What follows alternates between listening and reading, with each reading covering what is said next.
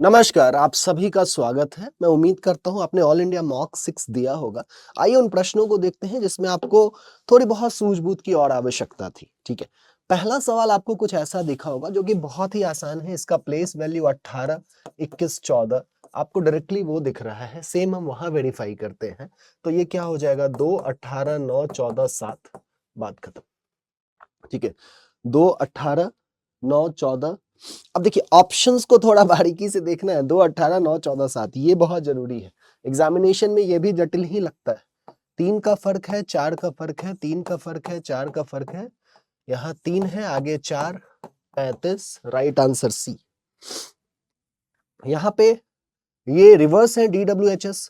अब D से H 4, 4, 4 P, और P का उल्टा क्या होता है? K। तो राइट आंसर A। P का उल्टा K, right answer A। L को डिनोट किया मल्टीप्लाई, M इज डिवाइड, लेकिन एक्सप्रेशन ये आपको दिख रहा है तो बस इस एक्सप्रेशन में वैल्यू डालिए, बॉड मास लगाइए, उत्तर लीजिए। सिंपल सा क्वेश्चन है। नेक्स्ट 7, 17 और 41। अब यहाँ पे आपको थोड़ी बहुत समस्या आई होगी जो प्रायः लोगों को आती है। स्क्वायर हम कर नहीं पा रहे। एक बेसिक कैलकुलेशन ये है कि गुने 2 करके +7 करते हैं। क्या कोई ऐसा विकल्प है? 19 गुणा 2 +7 मिल रहा है। राइट आंसर ए के साथ जाएंगे। लोकमान्य तिलक, राजीव गांधी, जवाहरलाल नेहरू, सरदार वल्लभ भाई पटेल। तो ऐसा क्वेश्चन जो होता है वो अक्सर ऑड वन आउट का ही होता है। अब यहां पे देखिए कि फादर ऑफ नेशन क्या है? महात्मा गांधी है। एनोलॉजी का क्वेश्चन है। Iron man of India Sardar Vallabh भाई पटेल। रेनबो को ऐसा लिखा है, ये हिंदी वालों ने गड़बड़ किया है, ये एज इट इज रहेगा। अब हिंदी में भी रेनबो ही लिखा होगा। अब यहां पे आपको थोड़ा ध्यान ये लगाना है कि आर को क्यू कैसे -1, ए को बी +1, आई को n -1 +1, बी को a -1 +1 और -1। सेम सीक्वेंस यहां दीजिए, -1 +1 वॉवेल ये सब का कोई चक्कर नहीं है। तो u +1 j कुछ एलिमिनेट होगा, एटलीस्ट ये एलिमिनेट होगा। अब ऑप्शंस देखिए, ऑप्शंस में उस पहलू को ढूंढिए जो बाकी से डिफरेंट हो। तो लास्ट में हर के q है, फिर p है, p है, p है, नहीं निकाल सकते। x है, y है, नहीं हो सकता है। h, h, i, मतलब आपको 2-3 अक्षर देखने ही होंगे। अगर हम O की बात करें तो minus plus minus plus minus plus और माइनस, ये मतलब P, मतलब सेकेंड लास्ट P होना है, सेकेंड लास्ट P होना है। तो इससे भी हम नहीं कर पा रहे हैं, कोई बात नहीं। थर्ड लास्ट की अगर हम बात करें तो माइनस होगा तो X। अब कुछ तो एलिमिनेट होगा, ये भी एलिमिनेट हो गया, बचा कौन? A। राइट आंसर क्या हो जाएगा? A हो जाएगा। नेक्स्ट हमें ऑड वन आउट निकालना है। ऑड वन आउट में क्या है, आपको उसका डिफरेंस देखेंगे या वॉवेल कॉन्सोनेंट पे जाएंगे? डिफरेंस की बात करें, -3, 11 है, 7 है, -4 और -5, -4, -4 और 12 और 7 -5। ठीक है, ये थोड़ा डिफरेंट हो गया है, कोई बात नहीं, यहां से समझ में आ जाएगा। ये -3, अब इसको 27 लीजिए, ये 23 है, -4 और 23 से 18 -5, ये डिफरेंट होगा क्योंकि दो एक जैसे हैं तो हम आखिरी को चेक नहीं करेंगे। मैं उस तरीके से क्वेश्चन को कर रहा हूं जिससे आपको एग्जामिनेशन में आपको जिस मेथड से करना है, ठीक है। मशीन को लिखा है 19, +6 किया होगा क्योंकि ये 13 है, 1 को 7 +6 +6 और हर जगह +6। सरसरी निगाह से देखिए, बहुत ज्यादा ध्यान देने की आवश्यकता नहीं है, थोड़ा रिस्क चलेगा। तो D +6 10, ये गया, ये गया, ये गया, इकलौता आंसर A है। लेकिन पूछा क्या है जरा देखिए, विल बी कोडेड एज। अब यहाँ पे A, यहाँ पे फाइंड आउट किया, लेकिन फाइनल आंसर ये रेलवे खूब करता है, फाइनल आंसर आपका C हो जाएगा। नेक्स्ट, साइन बदलिए, बॉड मास यूज कीजिए। मैं ये सॉल्व नहीं कर रहा हूं, इसमें आपको परेशानी नहीं आई होगी। यूरोप, फ्रांस, अर्थ, कॉन्टिनेंट और पेरिस लॉजिकली अरेंज करना है, लॉजिकल और मीनिंगफुल ऑर्डर। तो छोटे से बड़ा हो सकता है या बड़े से छोटा हो सकता है। तो सबसे पहले आप देखिए, पेरिस सबसे छोटा हिस्सा है, मतलब स्मॉलेस्ट की यह बात है। और यहां लार्जेस्ट क्या है? तो कॉन्टिनेंट, यूरोप एक कॉन्टिनेंट है नहीं, अर्थ है, ये है लार्जेस्ट। अब ऑप्शन देखिए 3 से है या 5 से है, सारे ऑप्शंस 5 से है, मतलब ये समझ में आ गया है कि स्मॉल से बिग जाना है। तो सबसे पहले पेरिस, पेरिस कहाँ है? फ्रांस में। फ्रांस कहाँ है? यूरोप में, ये कॉन्टिनेंट है। और पांचवा, तो 5 2 1, 5 2 1 खत्म करें, सिंपल चल रहा है। नेक्स्ट 5 का फर्क है, 5 का फर्क है, आगे भी 5 का फर्क, 18 18 पे आर होता है। अगर मैं एलिमिनेट करूंगा तो आंसर डी मिलेगा। Statement most bats are ball, ठीक है। कंक्लूजन नेक्स्ट स्लाइड पे, इसलिए मैं डायग्राम भी नेक्स्ट स्लाइड पे बनाऊंगा। मोस्ट बैट्स आर बॉल, तो आप ऐसे बना सकते हैं, most bat are ball. Most मतलब सभी नहीं, सम ही रहेगा। नो बॉल इज टॉय, कोई भी बॉल जो है वो टॉय नहीं है। ऑल टॉय आर बैट, अब देखिए ऑल टॉय आर बैट, अब यहां पे गड़बड़ हो गया तो कोई बात नहीं, ऑल टॉय आर बैट, मैं इसको सुधार लूंगा और ऐसा हो जाता है। ये हर बच्चा ये करेगा, क्योंकि हम पहले से बनाते हैं डायग्राम और फिर यहां पे जाके अटकते हैं, तो हर व्यक्ति ऐसा करेगा, चिंता मत कीजिए। All toy are bat, no ball is toy, no ball is toy. अब ऐसा कीजिए ना, क्योंकि हमें सम भी तो लाना है, तो नो बॉल, बॉल को यहां ले लीजिए, ये देखिए बन गया हमारा डायग्राम, इसको मिटा दीजिए, वेरीफाई कर लीजिए आप। मोस्ट बैट्स आर बॉल है क्या? बैट बॉल है। दूसरा देखिए, no ball is toy, no ball is toy, कोई भी बॉल टॉय नहीं है, ठीक है। और तीसरा all toy are bat, all toy bat, ये भी ठीक है। अब यहां पे फिर क्या करना है? अब कंक्लूजन पे ध्यान देना है। कंक्लूजन को थोड़ा ध्यान दीजिए।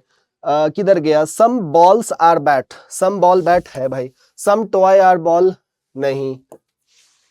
नो टॉय इज बॉल, अब यहां तो लिखा ही हुआ था नो बॉल इज टॉय, तो नो टॉय इज बॉल, ये भी सही।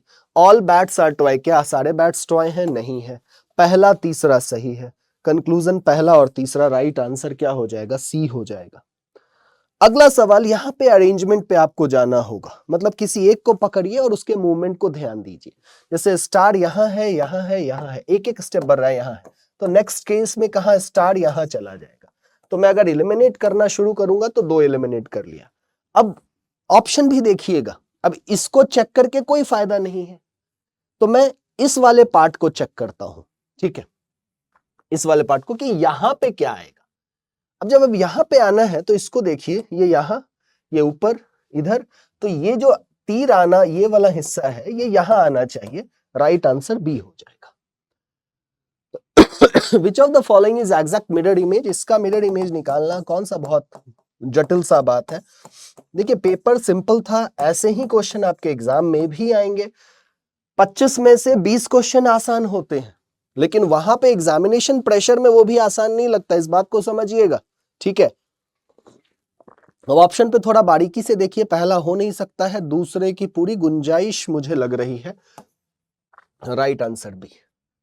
नेक्स्ट विकल्प देखते हैं, फोल्ड करने पे कौन सी आकृति आपको दिखती है, ठीक है। सिंपल मिरर इमेज का कॉन्सेप्ट है, फोल्ड को इधर देखिए, ये इधर आ जाएगा।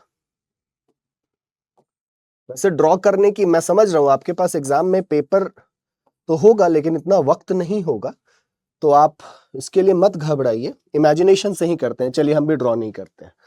मेरा ए हो सकता है क्या? एक चीज पे थोड़ा ध्यान दीजिए, वो ये चीज है, ये तो हो ही नहीं सकता है और ये भी हो नहीं सकता है, इसके इंटरसेक्शन के कारण ए और सी मुझे सेम दिख रहे हैं, ठीक है। नहीं, ये और सी, ये लाइन सीधा सी होगा, ये लाइन टेढ़ा कैसे हो सकता है? तो इतनी बारीकी से आपको देखना होता है, ये आपका धर्म कर्तव्य, आप जो कह लीजिए, आपको करना होगा। यहां पे फॉरवर्ड टाइप है, हर जगह एक ही बात की गई है। अब एक ही बात जब की जाए तो आप मूवमेंट थोड़ा सा ऐसा रखिए, बिना कलम का क्वेश्चन बनेगा, के का जे से रिलेशन ढूंढना है, के यहां है, जे यहां है, तो जे का जेंडर मैं एंड से पता कर लूंगा। सिस्टर मतलब जे फीमेल है, तो ये मैं हूं और मैं एक सुंदर कन्या, ऐसा सोचना है, कोई हंसेगा नहीं। लड़के ऐसा सोचिए, लड़कियां अपने @फादर, ये मेरे पिता हैं, मैं लड़की हूं, ठीक है। पिता के भाई मेरे चाचा होते हैं, एंड क्या है, माँ, चाचा की माँ मेरी दादी होती है, दादी होती है। तो के मेरी ग्रैंड मदर है, राइट आंसर सी हो जाएगा। कलम की आवश्यकता खास नहीं होती है ऐसे सवालों में। ठीक चल रहा है, ओके। नेक्स्ट क्वेश्चन पे अगर हम ध्यान दें तो मुझे क्वेश्चन मार्क पे जाना है। बॉक्सेस में है, मतलब ये अलग एक कॉम्बिनेशन है या एक अलग कॉम्बिनेशन है। ऊपर 5 उधर नहीं है, इधर 9 इधर नहीं है, मतलब सबका जोड़ अगर हम देखें तो ये 20 है, सबका सम। इसका देखिए ये भी 20 है, तो इसका भी सम 20 चाहिए। तो 8 17 यहाँ क्या होना चाहिए, 5 होना चाहिए। राइट आंसर सी हो जाएगा। नेक्स्ट देखिए, पेन पेंसिल और बॉटल। पेन पेंसिल बॉटल बहुत सिंपल, इनके बीच कोई रिलेशन नहीं है। यही मत सोचना पेन पेंसिल सेम है, ऐसा नहीं, लिखते ही है लेकिन डिफरेंट है। ठीक है, देखिए बचपन में हमें पेंसिल दी जाती है, गलतियां हो मिटा लीजिए। बड़े होते हैं कलम मिलता है, मिट नहीं पाता है। पेन इरेजर भी आता है लेकिन वो कॉपी फाड़ देता है। समझ रहे हैं ना। अगला देखिए, फिगर बनाना होगा और फिगर से खास घबराइए नहीं। Mohan is grandfather of Krishna whose father is Atul. तो कोई कृष्णा है और जिसके फादर अतुल हैं और मोहन उसके ग्रैंडफादर है। Sohan is brother in law of Divya. बाद में देखेंगे इस लाइन को, नहीं तो आप चाहें तो एक रफ डायग्राम बना के रख सकते हैं, नहीं तो दिमाग में रखिए, ये भी जरूरी है। कितना कलम चलाएंगे। Zoya is mother of Atul. अब ये सब नहीं सोचना है मोहन की शादी जोया से हो गई। Zoya has 2 son, Atul and Sohan. ये लीजिए सोहन भी आ गए, 2 बेटे हैं। अब उसको ज्वाइन कर सकते हैं। Sohan is brother in law of Divya, मतलब दिव्या की शादी अतुल से हुई होगी। Krishna is only child of Divya, बिल्कुल सही बात है भाई। How is Zoya related to Krishna. Zoya related to Krishna, दादी है उसकी। नेक्स्ट क्वेश्चन सीरीज की बात, और सीरीज में हमें बहुत ज्यादा समस्या कभी नहीं रहती है, सिंपल प्लेस वैल्यू पे काम चलता है। -2 19 -2 क्यू। ओहो, दिमाग लगा दिया एग्जामिनर ने। सेकेंड लेटर से काम हो जाएगा। EF +1 +2 +3 और +4, K +4 O। Second letter O होना चाहिए। Right answer C D। 3 8 5 जोड़िए, 4 9 5 जोड़िए, विकल्प देखिए, +5 होना चाहिए। 17 यही है, A होगा।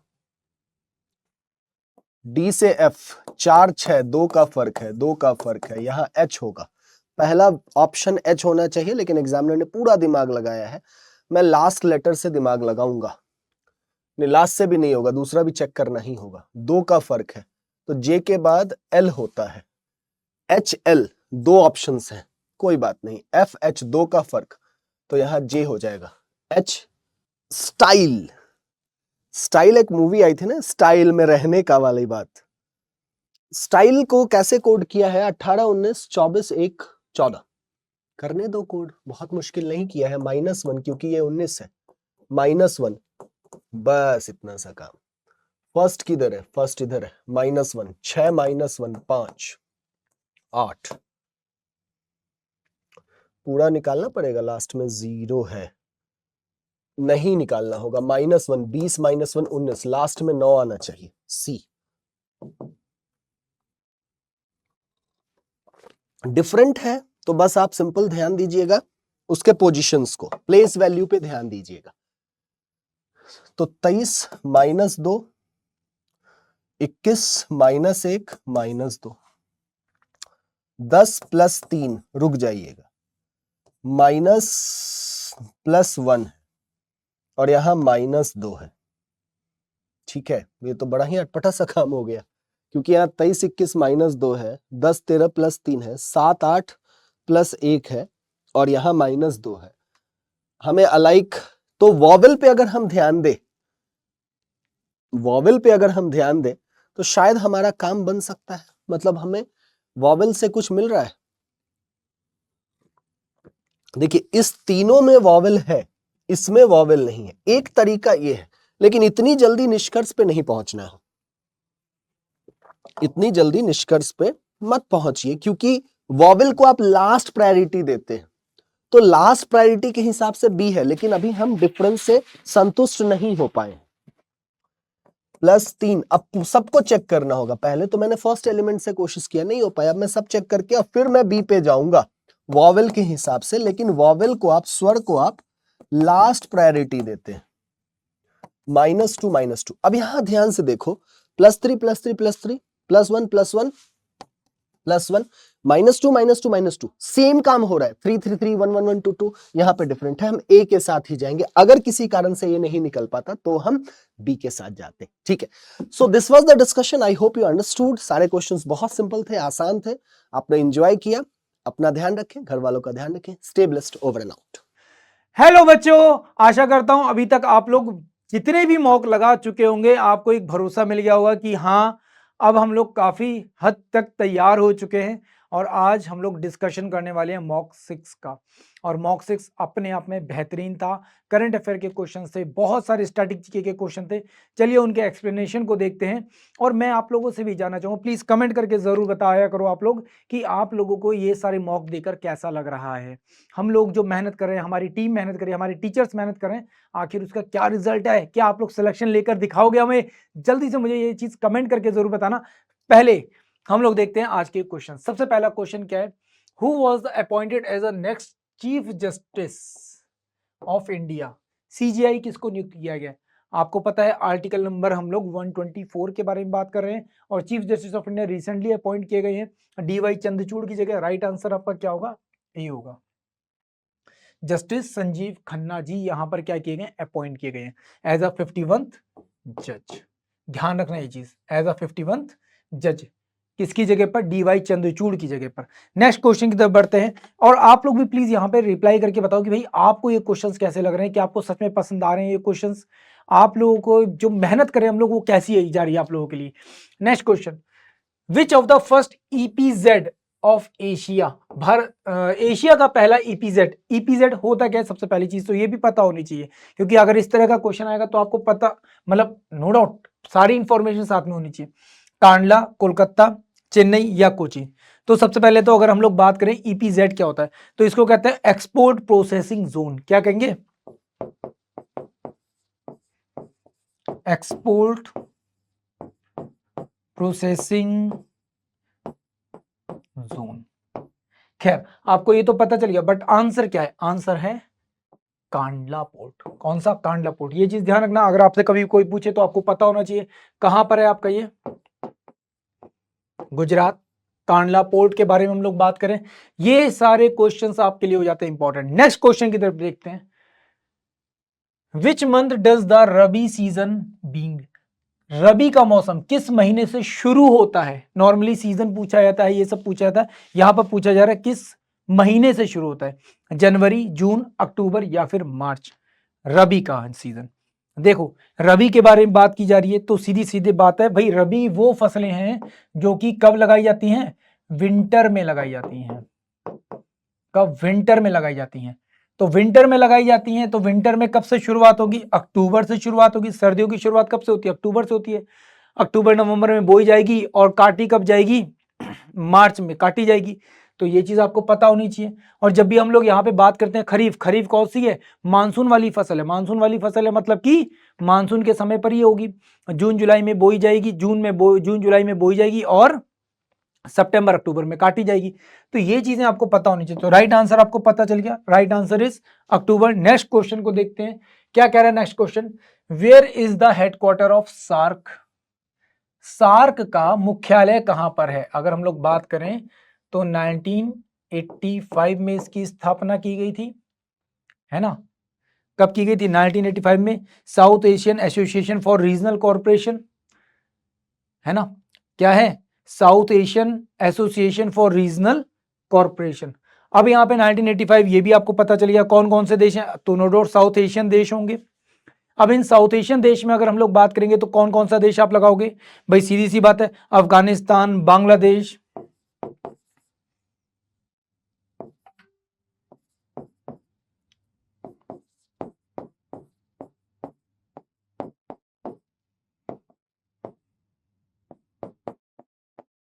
अफगानिस्तान, बांग्लादेश, भूटान, पाकिस्तान, इंडिया। और कौन सा देश आप इसमें लगाओगे? हाँ भाई, मालदीव, नेपाल एंड श्रीलंका।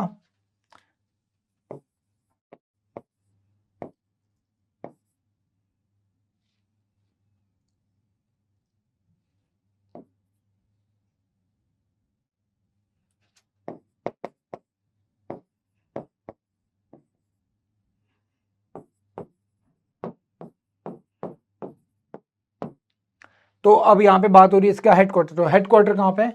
काठमांडू। हेडक्वार्टर कहाँ पर है? काठमांडू। रिसेंटली इसी सार्क में शामिल होने की कोशिश कौन? चाइना भी कर रहा था, तो ये चीज आपको पता होनी चाहिए कौन कौन से देश फाइनली यहाँ पर हैं। नेक्स्ट क्वेश्चन की तरफ बढ़ते हैं। The famous quote a try with destiny is given by, नियति से मिलन किसके द्वारा दिया गया था? कई बार कोटेशन पूछी जाती है एग्जाम में, तो ये जो कोटेशन था ये किसके द्वारा दिया गया था? ये दिया गया था हमारे प्रसिद्ध जवाहरलाल नेहरू जी, हमारे भारत के पहले प्रधानमंत्री जी के द्वारा दिया गया था। तो ये चीजें ऐसी होती है जो कि डायरेक्ट फैक्ट होता है, ऐसी चीजों को याद रखना ही सबसे ज्यादा बेहतर होता है। नेक्स्ट क्वेश्चन की तरफ देखते हैं। Who got the first Oscar award in India? Bharat में सबसे पहला ऑस्कर अवार्ड किसको मिला था? अनिल कपूर, AR रहमान, भानु अथैया या नन ऑफ दीज? तो राइट आंसर आपका यहाँ पे क्या होगा भाई? बहुत बढ़िया, जल्दी से सब लोग यहाँ पे आंसर करो और आप लोग भी अपना फीडबैक दो कि भाई आप लोग कैसा तैयारी कर रहे हो, कहाँ तक आप पहुंचे हो, किस लेवल तक आप लोग पहुंच पाए हैं। तो यहाँ पे राइट आंसर क्या होगा? 1983। और राइट आंसर यहाँ पर क्या होगा? भानु अथैया जी को मिला था। कब? 1983। देखो अब यहाँ पे आपको नहीं सर हमने तो कुछ और भी पढ़ा है, आपने जो भी पढ़ा है, बट एक्चुअल में ऑप्शंस के अकॉर्डिंग अगर देखा जाएगा तो वो आपको यहाँ पे क्या करना पड़ेगा? आंसर लगाना होगा। क्लियर है? किसके लिए मिला था अगर हम लोग देखें तो इनको मिला किसके लिए था? इनको मिला था एक्चुअल में कॉस्ट्यूम के लिए। किसके लिए? कॉस्ट्यूम्स, कपड़ों को लेकर मिला था। कॉस्ट्यूम डिजाइनिंग जो होती है ना, उन सबको लेकर मिला था। नेक्स्ट क्वेश्चन की तरफ बढ़ते हैं। Under the provisions government set up by आर Netaji who was given which portfolio among the option below? Netaji द्वारा स्थापित प्रांतीय सरकार के तहत नीचे दिए गए विकल्पों में से किसे कौन सा पोर्टफोलियो दिया गया था? Netaji Subhash Chandra Bose was the head of finance, captain Lakshmi head of the women's organization, S.A. Iyer head of the ministry of war, या रास Bihari Bose head of the public division? अब देखो नेताजी के बारे में बात हो रही है ना, किसके बारे में बात हो रही है? नेताजी के बारे में बात हो रही है, सुभाष चंद्र बोस जी के बारे में बात हो रही है। उन्होंने जो अपनी INA फोर्स स्टैब्लिश की थी और उसी के साथ साथ इंडियन इंडिपेंडेंट लीग जो स्टैब्लिश की थी, जो कि उनकी गवर्नमेंट थी सिंगापुर में, उसके बारे में बात हो रही है। मतलब 1942 के बारे में बात हो रही है। और ये क्वेश्चन बहुत ज्यादा डीप पूछा हुआ, बहुत जबरदस्त पूछा हुआ है। राइट आंसर है यहाँ पे captain Lakshmi, head of women organisations. ठीक है, जो लक्ष्मीबाई ब्रिगेड थी उसको भी लीड कर रही थी, साथ ही साथ और महिलाओं को भी ट्रेनिंग देना और इन सब का काम कर रही थी। राइट आंसर यहाँ पर क्या है आपका? बी आपका राइट आंसर है। नेक्स्ट बात करते हैं क्वेश्चन की। In which city Netaji Subhash Chandra Bose museum present? कौन से शहर में नेताजी सुभाष चंद्र बोस म्यूजियम को स्थापित किया गया है? रामेश्वरम, न्यू दिल्ली, पोर्ट ब्लेयर या ऑल ऑफ दीज? इन सभी में राइट आंसर क्या होगा? देखो अगर हम लोग यहाँ पे राइट आंसर की बात करें तो राइट आंसर होगा दिल्ली। राइट आंसर क्या होगा? राइट आंसर होगा दिल्ली। कब स्टैब्लिश किया गया था? तो 2019 में इसको स्टैब्लिश किया गया था। कहां पर? अगर आप लोग देखेंगे तो रेड फोर्ट में। कहां पर? रेड फोर्ट में। और रेड फोर्ट में ही अगर हम लोग बात करें तो रेड फोर्ट में ही एक्चुअल में ट्रायल भी चल रहे थे। किसके? INA के ट्रायल चल रहे थे। इसी वजह से वहां पर क्या किया गया? स्टैब्लिश किया गया।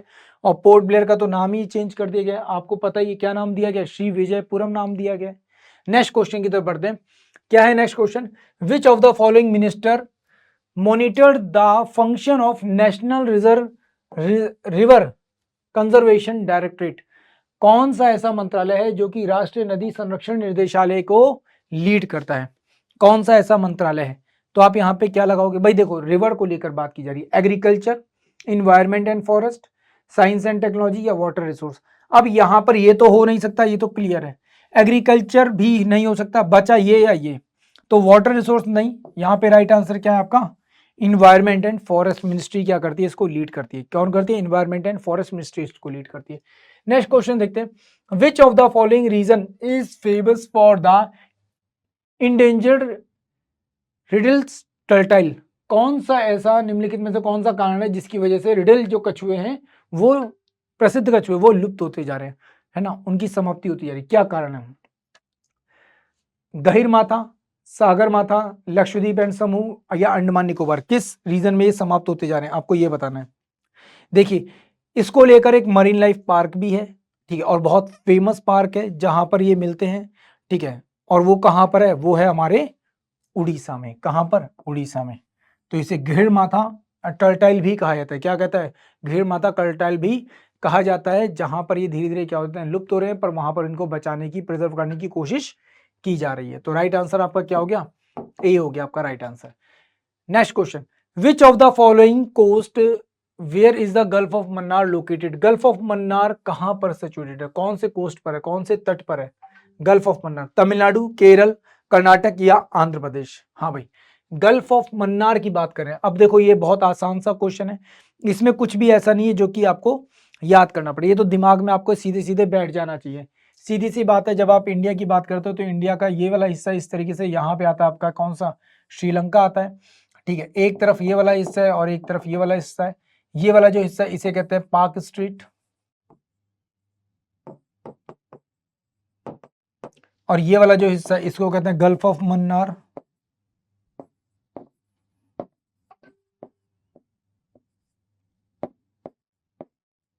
तो राइट आंसर आपका क्या हो जाएगा? तमिलनाडु, क्योंकि इस जगह आपका कौन सा स्टेट आता है? तमिलनाडु आता है, इस जगह आता है केरल, यहाँ पे आपका श्रीलंका। तो ये आपको पता होना चाहिए था। राइट आंसर आपका ए हो गया। नेक्स्ट क्वेश्चन की तरफ बढ़ते हैं। निम्नलिखित में से कौन सा अनुच्छेद उपराष्ट्रपति के चुनाव से संबंधित है? उपराष्ट्रपति के चुनाव से संबंधित है। यार ये भी क्वेश्चन देखो अच्छा है, राष्ट्रपति पूछा जाता है, सारी चीजें पूछी जाती है, पर यहाँ पे क्या पूछ लिया? उपराष्ट्रपति पूछ लिया। तो उपराष्ट्रपति के चुनाव से कौन सा संबंधित है? आर्टिकल 64, 68, 66 या 62? तो जब हम लोग यहाँ पे बात करते हैं तो राइट आंसर क्या है आपका? आर्टिकल नंबर 66 आपका क्या है? राइट आंसर है ना, जो कि उपराष्ट्रपति के चुनाव से संबंधित है। कौन लोग पार्टिसिपेट करते हैं? तो आपको पता होना चाहिए, लोकसभा राज्यसभा के सभी सदस्य यहाँ पे क्या लेते हैं? हिस्सा लेते हैं। किसके? लोकसभा व राज्यसभा के ऑल मेंबर्स, है ना।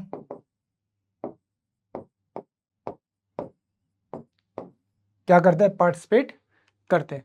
Next question, what are the function of the members of parliament? संसद सदस्यों के कार्य क्या हैं? संसद सदस्यों के कार्य क्या हैं? Law making, budget proposal, examine the government policy या ऑल ऑफ द अबव? संसद सदस्यों के कार्य क्या हैं? संसद सदस्य मतलब जो भी आपके मेंबर ऑफ पार्लियामेंट होते हैं, एमपी होते हैं, उनके बारे में बात की जा रही है। अगर देखा जाएगा तो ये सभी के सभी कार्य इनके होते हैं, है ना। ये सभी कार्य क्या हैं? इन्हीं के होते हैं, इन्हीं के द्वारा निभाए जाते हैं, इन्हीं की क्या एक तरह से बोला जाए तो इनकी ड्यूटीज है जो ये क्या करते हैं? फुलफिल करते हैं। नेक्स्ट क्वेश्चन देखते हैं, चंद्रयान 2 मिशन किस वाहक के द्वारा प्रक्षेपित किया गया था या फिर लक्ष्य तक पहुंचाया गया था? हाँ भाई, Chandrayaan 2 mission was launched by which vehicle? कौन से व्हीकल, कौन से प्रक्षेपास्त्र के द्वारा छोड़ा गया था? आपको ये बताना है। बहुत बेहतरीन क्वेश्चन। के शिवान जो थे वो उस समय पर इसरो को लीड कर रहे थे, बाय द लीड ऑफ के शिवान, है ना। कौन? के शिवान। तो राइट आंसर आपका यहां पर क्या होगा? GSLV मार्क 3 के द्वारा, है ना। कब की बात हो रही है? 2019 की बात हो रही है। कब की बात हो रही है? 2019 की बात हो रही है। खैर, अब फाइनली हम लोग यहाँ पर चंद्रयान 3 भी भेज चुके हैं एंड उसका रिजल्ट फाइनली सक्सेसफुल है, आप लोगों को पता ही है। नेक्स्ट क्वेश्चन कौन सा है? Which country will host the ISSF junior world cup 2025? निम्नलिखित में से कौन सी कंट्री जूनियर वर्ल्ड कप 2025 की मेजबानी करेगी? करंट अफेयर का क्वेश्चन है। राइट आंसर यहाँ पे क्या होगा आपका? हाँ भाई, राइट आंसर क्या होगा? Right answer is India. Right answer क्या है यहाँ पे आपका? इंडिया है। क्या है? इंडिया। क्या है ISSF? क्या है ये? अगर इसकी फुल फॉर्म कोई पूछेगा तो इंटरनेशनल शूटिंग स्पोर्ट्स फेडरेशन। क्या?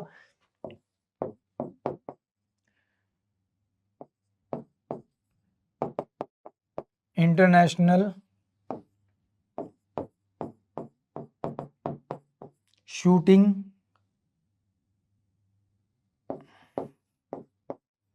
स्पोर्ट्स फेडरेशन, ये चीज ध्यान रखना। तो right answer is B. Right answer is B. तो ये चीज आई होप आप लोगों तक पहुंच गई होगी। तो ये थे हमारे वो क्वेश्चन जो कि जीके जीएस के आपके यहाँ पर मतलब आपके लिए इंपॉर्टेंट थे। आप लोगों ने ऑलरेडी इनके आंसर्स लगाए होंगे, एग्जाम में सॉल्व किए होंगे। मॉक में कैसा स्कोर किया आप लोग, प्लीज़ ये भी हमको यहाँ पर कमेंट करके बताना, ताकि हम लोग आप लोगों के लिए और बेहतर चीज़ें कर सकें, आपके लिए और ऐसी खूबसूरत चीज़ें लेकर आ सकें। तो साथ ही साथ मुझको दीजिए विदा। Thank you so much. जय हिंद। हेलो एवरीवन, सभी का स्वागत है इंजीनियर्स वाला पर। तो आज हम मॉक टेस्ट 6 का डिस्कशन करेंगे। चलिए बगैर टाइम खराब किए हुए स्टार्ट करते हैं। पहला question, who introduced binomial nomenclature. Biology का क्वेश्चन है। बाइनोमियल नोमेनक्लेचर को किसने इंट्रोड्यूस किया था? कार्लोस लिनियस ने किया था। सभी को पता हो, बहुत पुराना क्वेश्चन है ये, ठीक है ना। John Dalton, Dmitry Mendeleev, Carlos Linnaeus ने किया था, ठीक है। चलो, द टर्म सेरिकल्चर, सेरिकल्चर किससे रिलेटेड होता है बेटा? सिल्क फॉर्मिंग से रिलेटेड होता है। किससे रिलेटेड होता है? सिल्क फॉर्मिंग से, ठीक है। तो the term sericulture is related to which of the following? Fish farming, silk farming, bird farming, bee farming. किससे होता है ये? Silk farming. ये इसमें कुछ समझाने का कुछ है नहीं, ठीक है ना। ये आपको पता है तो ठीक है, अदरवाइज कोई ऑप्शन नहीं होता। विच of the following terms best describe the biological study of animal behaviour. Animal study को बेस्ट डिस्क्राइब किसमें किया गया है? एटियोलॉजी में, इथनोलॉजी में, एंटोमोलॉजी, इथोलॉजी। किसमें किया गया है?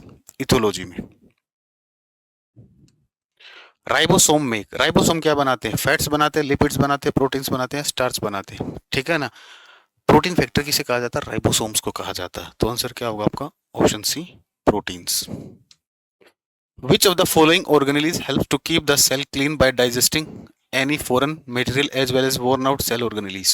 तो आपसे पूछा गया है वो कौन सा अंग है जो विदेशी पदार्थ के साथ साथ खराब हो चुके कोशिका अंगों के को पचाकर कोशिका को साफ रखने में मदद करता है? Golgi apparatus, lysosome, mitochondria, endoplasmic reticulum. क्या आंसर होगा भाई? लाइसोसोम होगा। क्या आंसर होगा? लाइसोसोम होगा, ठीक है ना। क्या आंसर रहेगा इसका? Lysosome. Who coined the term protoplasm? Protoplasm किसने, ये जो टर्म है किसने दी थी? ग्रेगर जॉन मेंडल ने दी थी, या जॉन इवेंजेलिस्ट पुरकिंजे ने दी थी, चार्ल्स डार्विन ने दी थी, रॉबर्ट हुक ने? किसने दी थी भाई? ये जॉन इवेंजेलिस्ट पुरकिंजे, ठीक है।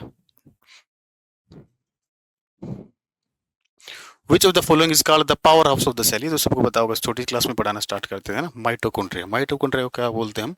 Power house of the cell बोलते हैं माइटोकॉन्ड्रिया को। Which of the following organelle is called suicidal bag of the cell? suicidal bag किस नाम से, किसको बोलते हैं भाई? लाइसोसोम को ही बोला जाता है suicidal bag। तो आंसर आ जाएगा ऑप्शन ए। जैसे क्वेश्चन पढ़ते हैं तो तुरंत दिमाग में आंसर आ जाना चाहिए, वो ऑप्शन में आपको रिफ्लेक्ट करेगा। Which of the following statement is false? आपको बताना है इनमें से कौन सा स्टेटमेंट फॉल्स है। देखिए, नॉन मेटल्स मेक एनायन, बिल्कुल नॉन मेटल का डेफिनेशन क्या होता है? नॉन मेटल का डेफिनेशन यही कहता है, नॉन मेटल वो सब्सटेंस होते हैं जो इलेक्ट्रॉन गेन करते हैं, और जब भी कोई सब्सटेंस इलेक्ट्रॉन गेन करता है तो कैसा चार्ज आता है? नेगेटिव चार्ज आता है। दूसरा, non metal make acidic oxide, non metal जो होते हैं वो एसिडिक ऑक्साइड बनाते हैं, बिल्कुल नॉन मेटल के जो ऑक्साइड्स होते हैं वो एसिडिक होते हैं। Non metal make cation, cation बनाने का काम मेटल का होता है, नॉन मेटल का नहीं होता। Non metals are bad conductor of electricity, हाँ सारे नॉन मेटल क्या होते हैं? बैड कंडक्टर ऑफ इलेक्ट्रिसिटी होते हैं, ग्रेफाइट को छोड़कर, ठीक है। तो जनरल स्टेटमेंट है ये सही है, लेकिन ये तो बिल्कुल गलत है। नॉन मेटल कभी भी कैटायन नहीं बनाते। आप देख भी सकते हो नॉन मेटल ने कैटायन कहाँ बनाया? एनायन बनाया। जिस पर नेगेटिव चार्ज होता है वो क्या होते हैं? आपके एनायन होते हैं, ठीक है ना। जिन पर नेगेटिव चार्ज होता है क्या होते हैं? वो एनायन होते हैं। What is the rancidity? Spelling गलत है। रेंसिडिटी का मतलब क्या होता है? देखो, ऐसा फूड जिसमें ऑयल और फैट होता है, ऐसा फूड जिसमें ऑयल और फैट होता है, जब वो एयर के कांटेक्ट में आता है तो एयर क्या करा देती है? उसका ऑक्सीडेशन करा देती है। एयर क्या करा देती है? उसका ऑक्सीडेशन करा देती है, जिसकी वजह से क्या हो जाता है? वो भोजन सड़ जाता है, बदबू मारने लगता है, स्मेल आने लगती है। इस प्रोसेस को बोलते हैं हम रेंसिडिटी। तो क्या फ्रूट निपलिंग से रिलेटेड है? नहीं, फैटी एसिड ऑक्सीडेशन, ठीक है ना। तो ऐसे फूड जिसमें फैट्स होते हैं, ठीक है ना, ऑयल होते हैं, उनके ऑक्सीडेशन, उनका ऑक्सीडेशन होता है तो वो खराब होते हैं। इसी प्रोसेस को क्या बोलते हैं? रेंसिडिटी बोलते हैं। इसी को क्या बोलते हैं? रेंसिडिटी बोलते हैं। Which of the following is a correct pair of homologous series? Homologous series का करेक्ट पेयर, होमोलोगस सीरीज का मॉलिक्यूलर फॉर्मूला, जनरल फॉर्मूला का वो फॉलो करेगा। जैसे देखो, होमोलोगस सीरीज की बात करें, इसमें ऑक्सीजन है, इसमें ऑक्सीजन नहीं है, तो ये होमोलोगस सीरीज के मेंबर नहीं हो सकते। CH3OH ये मिथेनॉल है, ये इथेनॉल है, ये होमोलोगस सीरीज के मेंबर है। ये प्रोपेनॉल है, ये मिथेनॉल, ये भी होमोलोगस सीरीज के मेंबर है। CH3OH, C3H7 ये भी होमोलोगस सीरीज के मेंबर है। तो उसने आपसे पूछा, ये correct pair of homologous series है, ये भी होमोलोगस सीरीज के मेंबर है, ये भी क्वेश्चन में गड़बड़ है, ठीक है ना। 2 कॉन्जिक्यूटिव मेंबर्स उसे पूछना चाहिए था होमोलोगस सीरीज के। तो हम तीनों ही आंसर है, लेकिन बेस्ट आंसर हमें लगाना है। तो होमोलोगस सीरीज के जो लगातार जो मेंबर होते हैं उसमें CH2 का डिफरेंस होता है। अब इसे देखिए, यहाँ पर 1 कार्बन है, यहाँ पर 2 कार्बन है, कितने कार्बन का डिफरेंस है? 1 का। यहाँ पर हाइड्रोजन 3 और 1 4, यहाँ पर 5 और एक 6, 6 में से 4 गए 2, तो इन दोनों में वो CH2 वाला डिफरेंस फॉलो हो रहा है, इसलिए आंसर बी लगा। आंसर इसका बी सी डी तीनों है। ये एग्जाम में आया हुआ क्वेश्चन है, ठीक है ना, एग्जाम में भी ऐसे ही आया था, ठीक है। तो कई बार टीचर्स को भी इतना नॉलेज नहीं होता, पेपर बना देते हैं, पता नहीं, ठीक है ना। चलिए, विच of the following statement is not correct for anti acids. Anti acids वो सब्सटेंस होते हैं बेटा जो एसिडिटी को खत्म करते हैं, ठीक है। एसिडिटी का मतलब क्या होता है, जब स्टमक में HCl की मात्रा बढ़ जाती है तो वो एसिडिक कैरेक्टर बढ़ जाएगा, उस बढ़े हुए कैरेक्टर को न्यूट्रलाइज कराना है, ठीक है। तो वो जो कैरेक्टर वो ज्यादा नहीं बढ़ता, ठीक है ना, उसके लिए हमें वीक बेस की रिक्वायरमेंट होती है। तो एंटी एसिड जो होते हैं वो वीक बेस होते हैं। Anti acids are strong acids नहीं, पहली बात तो ये एसिड नहीं होते, बेस होते हैं, पहला ही रॉन्ग स्टेटमेंट आपको मिल गया। MgOH2 is an anti acid, बिल्कुल, क्योंकि इसका pH 10 होता है और जिसका pH 7 से लेकर 10.5 के बीच में होता है वो कैसा होता है, वीक बेस होता है, ये वीक बेस होता है। Anti acids are useful to neutralise the excess stomach acid, बिल्कुल, स्टमक के अंदर जो एक्स्ट्रा एसिड है उसको न्यूट्रलाइज करने के लिए इसका यूज उसको न्यूट्रलाइज करने के लिए एंटी एसिड्स का प्रयोग किया जाता है। NaHCO3 is an anti acid, बिल्कुल, ये भी एक एंटी एसिड है, क्यों, क्योंकि ये क्या है, एक सोल्ट है, स्ट्रॉन्ग बेस और वीक एसिड का। तो दोनों में से पावरफुल कंपोनेंट कौन सा है, बेस वाला कंपोनेंट ज्यादा पावरफुल है, इसीलिए ये सोल्ट कैसा सोल्ट है, बेसिक सोल्ट है, और बेसिक सोल्ट क्या करेगा, एसिडिटी को न्यूट्रलाइज करेगा। तो उससे आपने रॉन्ग स्टेटमेंट पूछा था, तो रॉन्ग स्टेटमेंट क्या हो जाएगा, आंसर ऑप्शन नंबर ए, ठीक है। चलिए, विच of the following colored precipitate is formed when lead nitrate, lead second nitrate, PbNO3 twice and potassium iodide, तो ये क्या बन जाएगा भाई, पोटेशियम नाइट्रेट और PbI2। तो ये होता है, इसके येलो PPT बनते हैं, किस कलर के PPT बनते हैं, इसके येलो PPT बनते हैं, ठीक है। तो उसने आपसे यही पूछा कलर्ड प्रेसिपिटेट कौन सा बनता है, PbI2, और किस कलर का बनता है, येलो कलर का बनता है। तो आंसर क्या हो जाएगा, ऑप्शन नंबर ए, ठीक है।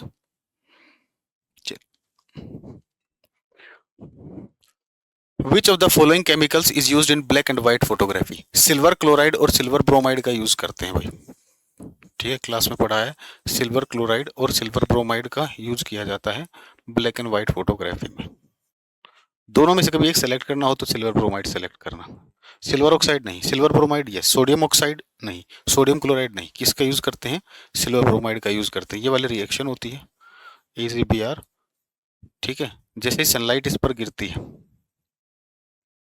तो ये क्या देता है, सिल्वर देता है और ब्रोमीन गैस देता है,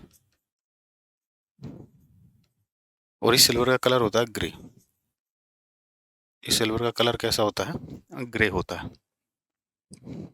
ठीक है। Which of the following chemicals can be applied to get relief from the pain due to bee sting? Bee sting जो होती है क्या करती है, जब ये काटती है तो ये एक एसिडिक सॉल्यूशन रिलीज करती है। कैसा सॉल्यूशन रिलीज करती है, एसिडिक सॉल्यूशन रिलीज करती है, अम्लीय विलयन छोड़ती है। तो इसको न्यूट्रलाइज करने के लिए हमें क्या चाहिए, बेस चाहिए। तो आपको ऑप्शंस में बेस पहचानना है, ठीक है। तो देखिए, कैल्शियम कार्बोनेट सोल्ट है, ये स्ट्रॉन्ग बेस और वीक एसिड का सोल्ट, स्ट्रॉन्ग बेस और वीक एसिड का सोल्ट है, ठीक है। तो बेसिक पार्ट आपका यहाँ पर स्ट्रॉन्ग है, ठीक है, एसिडिक वाला वीकर है। तो अभी हमने एग्जांपल पढ़े थे, ये क्या है, एसिडिक, हमें बेस चाहिए, ठीक है, ये भी बेस है, बेस तो ये भी है बेटा, ठीक है ना। तो लेकिन हम बी स्टिंग जो है, तो इस एसिडिक को न्यूट्रलाइज करने के लिए हमें बेस चाहिए, यानी कि एंटासिड चाहिए, और एंटासिड के रूप में हम किसका यूज करते हैं, सोडियम बाइकार्बोनेट का यूज करते हैं, ठीक है ना।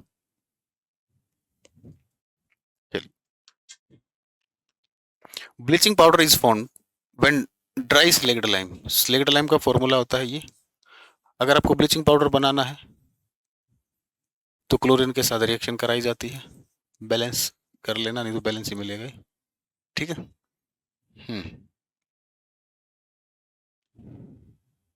बैलेंस है, ठीक है।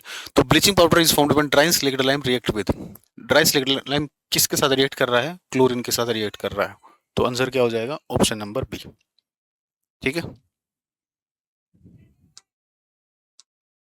Which of the following solutions is the most acidic of all? आपको बताना है इनमें से कौन सा सबसे ज्यादा एसिडिक होगा, ठीक है ना। जितना pH कम होगा उतना एसिडिक कैरेक्टर ज्यादा होता है, जितना पीएच कम होगा उतना एसिडिक कैरेक्टर ज्यादा होगा। तो सबसे कम पीएच यहाँ पर पीएच 0 है, यहाँ पर 1 है, यहाँ पर 6 है, यहाँ पर 7 है। सबसे कम पीएच कहाँ पर है? ए पर है। तो ये सबसे ज्यादा एसिडिक होगा, ये सबसे ज्यादा एसिडिक होगा। Magnetic field lines appear to move inside a bar magnet. Bar magnet के अंदर देखिए, ये बार मैग्नेट है, ये नॉर्थ पोल है, ये साउथ पोल है। तो इसमें क्या होता है भाई, नॉर्थ पोल से रेज निकलती है, साउथ पोल की तरफ जाती है, खत्म नहीं होती, फिर वापस वो साउथ टू नॉर्थ आती है। अब उसने आपसे क्वेश्चन पूछा है magnetic field lines appear to move inside a bar magnet. Inside में क्या डायरेक्शन है बेटा? साउथ टू नॉर्थ है, south pole to north pole है। कौन सी डायरेक्शन में है? South pole to north pole direction में है। ठीक है। The magnetic field lines intersect each other at an angle of 90 degree. Magnetic field lines बेटा कभी भी इंटरसेक्ट नहीं करती हैं, क्योंकि देखो मान लीजिए इंटरसेक्ट कर रही हैं ये, तो मैग्नेटिक फील्ड लाइंस की, ठीक है, अभी मैग्नेटिक फील्ड का डायरेक्शन निकालना हो तो आप इस पर टेंजेंट ड्रॉ करोगे। यहां पर मैंने एक टेंजेंट ड्रॉ की, एक टेंजेंट ऐसे ड्रॉ की, तो एक पॉइंट पर क्या दो डायरेक्शन पॉसिबल है? नहीं, इसीलिए मैग्नेटिक फील्ड लाइंस कभी भी एक दूसरे को क्रॉस नहीं करती हैं। तो आंसर आ जाएगा option C, do not cross each other, do not cross each other. An electric transformer works on the principle. Transformer जो होता है किस पर काम करता है? इसका प्रिंसिपल क्या है? इलेक्ट्रोमैग्नेटिक इंडक्शन, या बोल सकते हो mutual inductance. Photo electric effect पर नहीं, ओम्स लॉ पर नहीं, जूल्स हीटिंग इफेक्ट पर नहीं, इलेक्ट्रोमैग्नेटिक इंडक्शन पर ये काम करता है। ठीक है, इलेक्ट्रोमैग्नेटिक इंडक्शन पर ये काम करता है। AC is converted into DC. AC को डीसी में कन्वर्ट करने का काम किसका होता है बेटा? रेक्टिफायर का होता है। Condenser, rectifier, amplifier, filter. Filter भी क्या करता है? देखो कई बार क्या होता है ना, रेक्टिफायर जो होता है वो सारी एसी को डीसी में कन्वर्ट नहीं कर पाता है, तो जो एसी बच जाती है उसको डीसी में फिल्टर करता है। लेकिन दोनों में से पहले काम कौन करता है? रेक्टिफायर। जब एसी को डीसी में कन्वर्ट करना होता है तो सबसे पहले फंक्शनिंग रेक्टिफायर की आती है, इसलिए हमारा आंसर होगा rectifier. The electric motor transform. Electric motor कैसे काम करती है? जैसे हम उसका स्विच ऑन करते हैं, इलेक्ट्रिक मोटर को कौन सी एनर्जी मिलेगी? इलेक्ट्रिकल एनर्जी मिलेगी। अब उस मोटर का यूज आप घर के एग्जांपल से देख लो। जमीन से पानी लाना है ऊपर, ठीक है, तो मोटर ऑन करेंगे, मोटर घूमेगी, तो मोटर क्या करेगी? उस पानी को ऊपर लिफ्ट करेगी, ठीक है ना। तो पानी जब ऊपर आएगा तो उसकी काइनेटिक और पोटेंशियल एनर्जी बदलेंगी, और काइनेटिक और पोटेंशियल एनर्जी किस में आती है? मैकेनिकल एनर्जी में आती है। तो उसको जो इलेक्ट्रिकल एनर्जी दी उसने क्या किया? मैकेनिकल वर्क कराया। क्या कराया उसने? मैकेनिकल वर्क कराया। तो इलेक्ट्रिकल एनर्जी जो है वो किस में कन्वर्ट होती है? मैकेनिकल एनर्जी में। तो electrical energy into mechanical energy. ठीक है। Which of the following components store energy in the form of electric charge? Electric charge को कौन स्टोर करता है? कैपेसिटर स्टोर करता है, ठीक है ना। इलेक्ट्रिक फील्ड में जो एनर्जी स्टोरिंग डिवाइस होता है वो होता है कैपेसिटर, और मैग्नेटिक फील्ड में इंडक्टर। तो उसने यहाँ पर आपसे पूछा है इलेक्ट्रिकल एनर्जी किस में स्टोर होती है? आपकी कैपेसिटर में होती है, ठीक है, इंडक्टर में, मैग्नेटिक फील्ड में होती है। Two resistors A of 10 ohm and B of 30 ohm are connected in series. दो रजिस्टर वो बता रहा है, एक 10 ओम का है, एक 30 ओम का है, सीरीज में लगा दिया है 6 वोल्ट की बैटरी से। ये 6 वोल्ट की बैटरी है, ये 10 ओम है, ये 30 ओम है। Total heat dissipated in the register. Total heat पूछ रहा है उसने, ये नहीं पूछा कि कौन से रजिस्टर में, यानी कि वो दोनों के रेजिस्टेंस की बात कर रहा है। तो हम इसका इक्विवेलेंट रेजिस्टेंस निकाल लेंगे। तो सीरीज में क्या होता है? सीरीज में आर इक्विवेलेंट ऐड होता है, तो ये हो जाएगा 40 ओम, ये हो जाएगा 6 वोल्ट। यहां से करंट आया आई, ठीक है, तो हम इस आई की वैल्यू निकाल लेते हैं। आई की वैल्यू क्या होगी बेटा? V बाय आर, वोल्टेज है 6 और आर है आपका 40। एक सेकंड में आपसे पूछा गया है, तो इसका फॉर्मूला क्या होता है? आप direct V square by RT भी लगा सकते हो, नहीं तो I square by I square RT लगा सकते हो, ठीक है। हीट डिसिपेटेड का फॉर्मूला होता है I स्क्वायर, यानी कि 6 बाय 40 का स्क्वायर, 6 बाय 40, R कितना है भाई? 40 है, और टाइम कितना दे रखा है? 1 सेकंड दे रखा है। इस 40 से ये 40 कैंसिल आउट, ठीक है ना। इस 6 से ये 3 पर गया, ये 20 पर गया, ये फिर 3 पर गया, ये 10 पर गया, तो 3 3 जा 9/10, 9/10 यानी कि 0.9 जूल। तो आंसर क्या आ जाएगा? Option number C. क्या आंसर आ जाएगा? Option number C. ठीक है।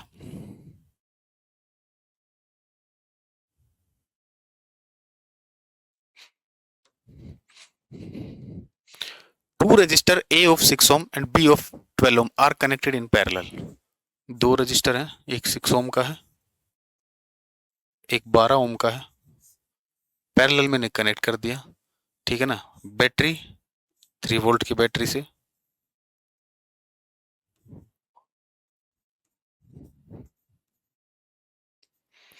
ठीक है। वो आपसे पूछा total energy supplied by the battery, ये कितनी एनर्जी सप्लाई करेगा। तो एनर्जी सप्लाई का भी इलेक्ट्रिकल एनर्जी का फॉर्मूला क्या होता है, ठीक है। पहले हम इसको पहले हम इक्विवेलेंट रेजिस्टेंस निकाल लेते हैं।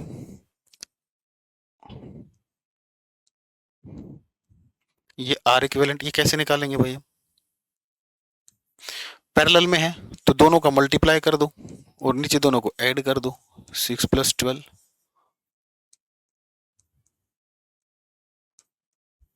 कितना आ जाएगा? 4 ओम आ जाएगा। कितना आ जाएगा? 4 ओम आ जाएगा। ठीक है। यहां से करंट गया आई, ठीक है। तो एनर्जी पूछा उसने, ठीक है। तो हम ये भी लगा सकते हैं एनर्जी के लिए, इलेक्ट्रिकल एनर्जी का फॉर्मूला V²/RT भी होता है, ठीक है। वोल्टेज कितना है? 3 × 3, आर कितना है? 4, टाइम कितना है? 1 सेकेंड, तो ये 9/4 आ गया, यानी कि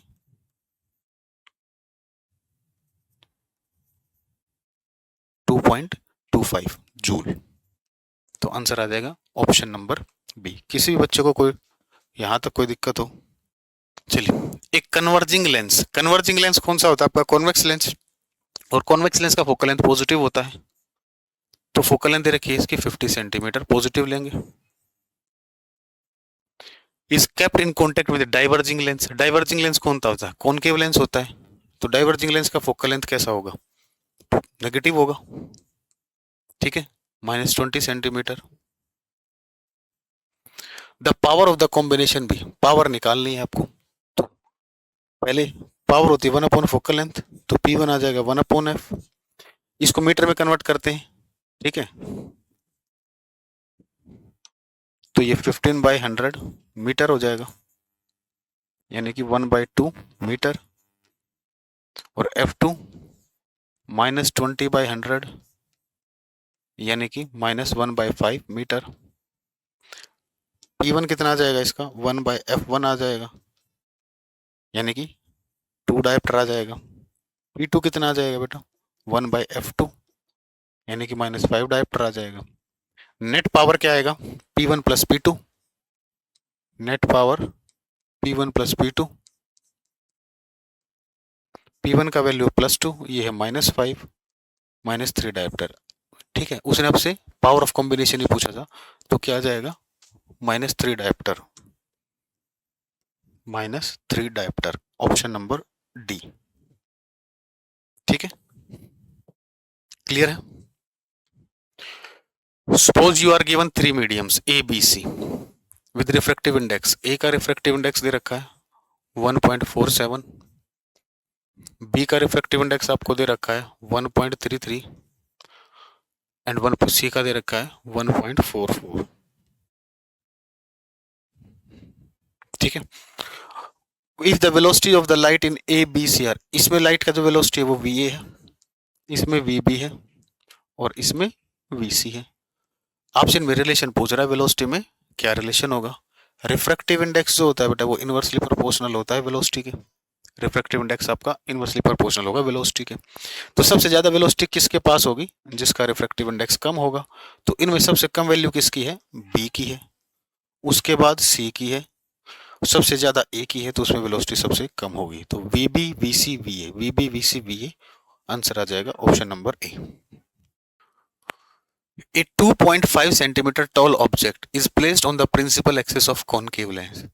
कॉनकेव लेंस की बात हो रही है, तो कॉनकेव लेंस में याद रखना फोकल लेंथ भी नेगेटिव होती है, ऑब्जेक्ट डिस्टेंस भी नेगेटिव होता है, इमेज डिस्टेंस भी, ठीक है। लेकिन इसमें वर्चुअल एंड इरेक्ट इमेज बनता है ठीक है ना।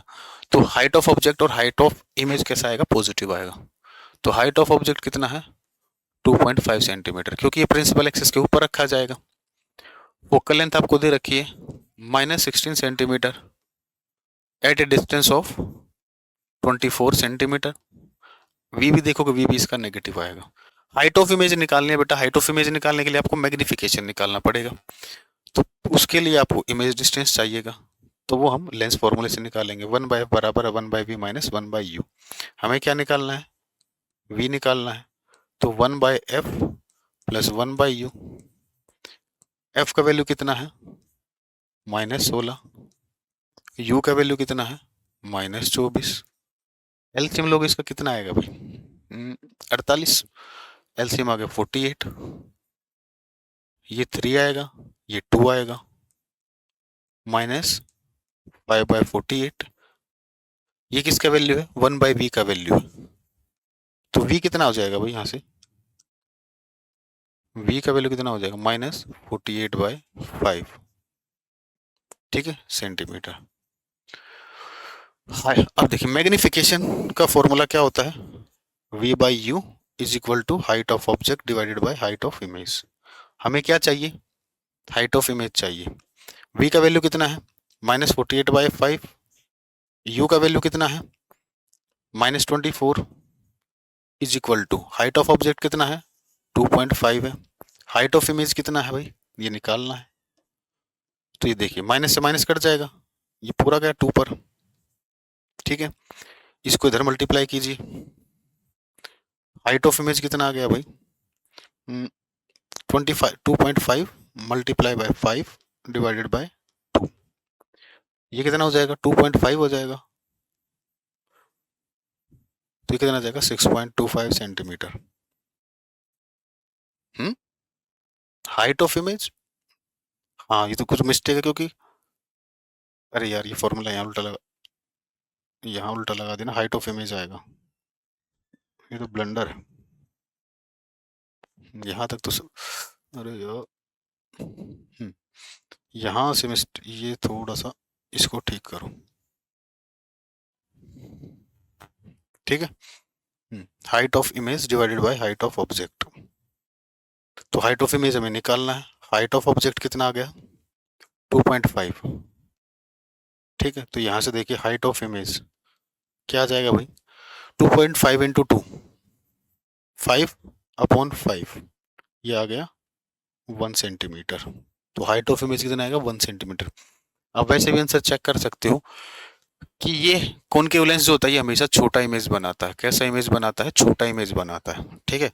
तो ऑब्जेक्ट अगर 2.5 का है तो आंसर आपका इससे छोटा ही आएगा 1 सेंटीमीटर, ठीक है। दूसरा ये इसका क्या नाम है, ये कैसी इमेज बनाता है वर्चुअल, और वर्चुअल के लिए मैग्निफिकेशन का साइन कैसा होता है पॉजिटिव। चलिए स्टार्टिंग फ्रॉम रेस्ट से स्टार्ट किया, यानी कि initial velocity 0, A train attain A speed of 90 kilometre per hour, ये 90 किलोमीटर पर आवर है, इसको मीटर पर सेकंड में कन्वर्ट करेंगे, 5/18 से मल्टीप्लाई करोगे, ये 18, यहाँ से ये कैंसिल आउट, तो 25 मीटर पर सेकंड, टाइम दे रहा है वो 5 मिनट्स, टाइम को सेकंड में लेना है, तो 5 × 60 300 seconds.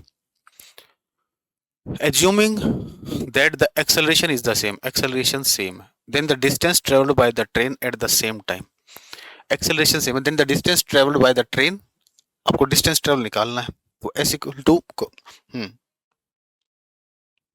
पहले acceleration निकाल लेते हैं फर्स्ट इक्वेशन ऑफ मोशन का यूज करके, v बराबर है u + 80, फाइनल वेलोसिटी कितनी है उसकी 25 है, इनिशियल कितनी है 0 है, एक्सेलरेशन हमें निकालना है, टाइम है 300 सेकेंड, तो एक्सेलरेशन कितना आ गया भाई 25/30 आ गया।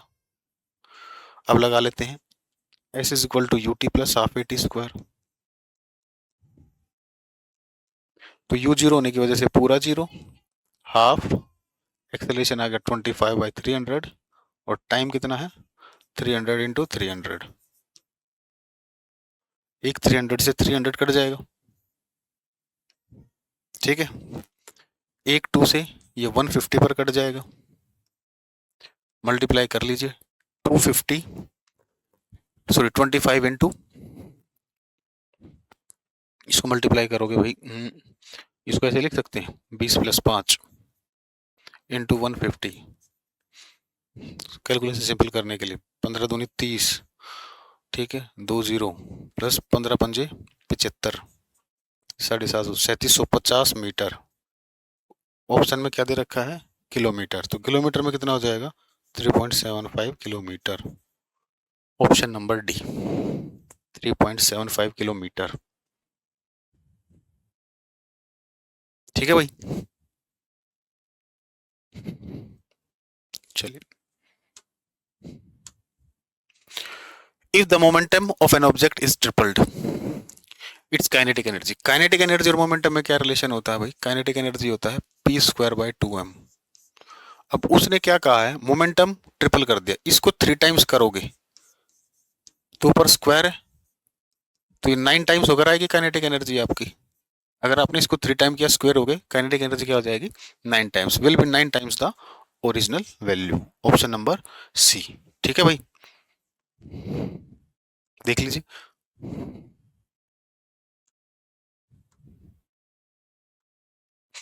तो कैसा रहा सेशन भाई, आपके जो भी वीक एरियाज हैं उन पर काम करना स्टार्ट कीजिए, अभी टाइम है, ठीक है ना। और मैंने जैसे पहले भी कहा है, स्ट्रॉन्ग एरियाज जो होते हैं उन पर थोड़ा कम ध्यान दें, ठीक है ना। वीक एरियाज उस पर काम कर लीजिए और लास्ट टाइम पर सबको रिवाइज करके जी, ठीक है।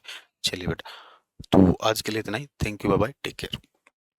नमस्कार, मेरा नाम कुशल आनंद है। मैं आप सभी का इंजीनियर्स वाला के ऑफिशियल यूट्यूब चैनल पर स्वागत करता हूं। ऑल इंडिया मॉक 6 में उम्मीद करता हूं आप लोगों ने अटेम्प्ट किया। क्वेश्चंस उस लेवल पे डाले गए हैं जैसे आप अपने एग्जामिनेशन में एक्सपेक्ट कर सकते हैं। और अगर 30 सवाल मैथ्स के हैं तो जरूरी नहीं है सारे जटिल होंगे, यह निश्चित है। 25 question is doable in one go. One go मतलब पेपर को जब आप पहली बार कर रहे हैं तो आप 25 क्वेश्चन की निकाल लेंगे। ये एवरेज की बात कर रहा हूं, हो सकता है कुछ ऐसे आप में से होंगे जो 27 करेंगे, कुछ ऐसे होंगे 22 करेंगे, ठीक है। तो मैं वहां पे भी एवरेज पे आ गया। और फिर जो 5 क्वेश्चन आप मार्केस रिव्यू डालते हैं वो थोड़ा सा शायद कैलकुलेटिव हो सकता है, या फिर उसका कोई ऐसा हिस्सा हो सकता है जो आपको कहीं ना कहीं अटक रहा हो, तो आप फिर मार्केस रिव्यू पे देखते हैं, ठीक है। तो आइए उनके डिस्कशंस करते हैं। हम उन सवालों को पिक करेंगे जिसमें आपको थोड़ी बहुत समस्याएं थी, और बाकी भी डिस्कशन करेंगे just to give you a sense कि हाँ एक इजियर अप्रोच हो सकता है सवालों का, ठीक है। तो पहला सवाल आपके सामने कुछ ऐसा दिख रहा है। अब हमें एक चीज पता है, हमें क्या पता है कि sine 90 minus theta, 90 degree minus theta, ये क्या होता है, कॉस थीटा होता है, ठीक है। तो साइन कॉस का हो गया। और सेक कॉसेक की अगर हम बात करें तो सेक 90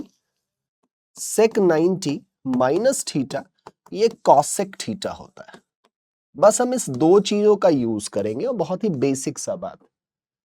तो क्या हम इसको 90 माइनस 9 कर सकते हैं, ठीक है, ठीक है। तो उसी प्रकार यहां पे भी हम कॉसेक और सेक को उस रिलेशन में डाल सकते हैं। तो यहां पे हमारा क्या हो जाएगा, हम अगर डायरेक्टली एक स्टेप को थोड़ा सा आगे बढ़ाएं तो ये हमारा cos 9 बन जाएगा, ये हमारा cos 9 बन जाएगा, क्योंकि हम इसको 90 माइनस 81 करेंगे तो ये cos 9 हो जाएगा। मतलब ये हो गया 2 cos 9। मैं उम्मीद करता हूं पहली बात आप लोग ये समझ गए होंगे। अब हम बात करें नेक्स्ट स्टेप की, तो हम इस cosec 81 को sec 9 बना लेते हैं जस्ट इस पॉइंट से। तो ये क्या हो गया 2 sec 9 डिग्री, ठीक है। नीचे का क्या हिस्सा है जरा इस पे फोकस कीजिए। सो साइन स्क्वायर 63 और 2 साइन स्क्वायर 27, 2 साइन स्क्वायर 27। तो यहां से फिर आपको एक रिलेशन मिल जाएगा, sine square theta plus cos square theta, इसको कॉस बनाइएगा तो ये 1 दे देगा आपको, और ये 2 से गुणा हो रहा है, और ये 1 का तो एडिशन है ही, 1 का तो एडिशन है ही। तो ऊपर क्या हो गया आप देखिए, cos 9 और sec 9, cos 9 और sec 9 और 2 है, मतलब ये क्या 2 इंटू 2 अपॉन नीचे क्या हो जाएगा 3, जो कि आपको 4/3 देगा। राइट आंसर आपके सामने बी आ जाएगा, ठीक है। नेक्स्ट सवाल देखते हैं। 5 साइन थीटा 4, मतलब हम यहां से कह सकते हैं कि साइन थीटा की वैल्यू 5/4 है। ये कहा जा सकता है। तो हमें sec theta, cot theta, tan theta, Delhi की प्रदूषण, दिल्ली की सर्दी पे गाना भी आ गया था, बहुत जल्दी आपको दिल्ली की प्रदूषण पे भी एक गाना दिखेगा। ये बात है। अब आपको एक पता है कि साइन थीटा जो होता है वो परपेंडिकुलर अपॉन हाइपोटेन्यूज के बराबर होता है। साइन थीटा क्या होता है? Perpendicular hypotenuse. तो अगर ये आपका परपेंडिकुलर है, एक कांस्टेंट के लगा लेते हैं, तो मैं यहां से बेस निकाल सकता हूं, बी निकाल सकता हूं, बी की वैल्यू। ठीक है, तो बी की वैल्यू क्या? अब मैं बहुत डीप नहीं जा रहा हूं, मैं उम्मीद कर रहा हूं कि अब आप लोग आरआरबी जेईई 2024 के लिए तैयार हैं। तो अब आपको परपेंडिकुलर पता है, हाइपोटेन्यूज पता है, तो बेस निकालना बहुत मुश्किल नहीं है। इसका स्क्वायर और रूट लगा लीजिए, तो 25 16 9 मतलब 3k आ जाएगा, 3k आ जाएगा। तो मेरे पास p की भी वैल्यू आ गई, h की भी वैल्यू आ गई और b की भी वैल्यू आ गई। ठीक है, अब यहां से हम फटाफट रिलेशन लिख लेते हैं, क्योंकि हमें सेक चाहिए, कॉट चाहिए, टैन चाहिए, कॉस चाहिए, सब कुछ हमें चाहिए। तो देखिए, सेक थीटा क्या होता है? सेक थीटा होता है हाइपोटेन्यूज अपॉन बेस। तो इसकी वैल्यू हम लिख सकते हैं, हाइपोटेन्यूज क्या है? 5k, और बेस क्या हमने निकाला है?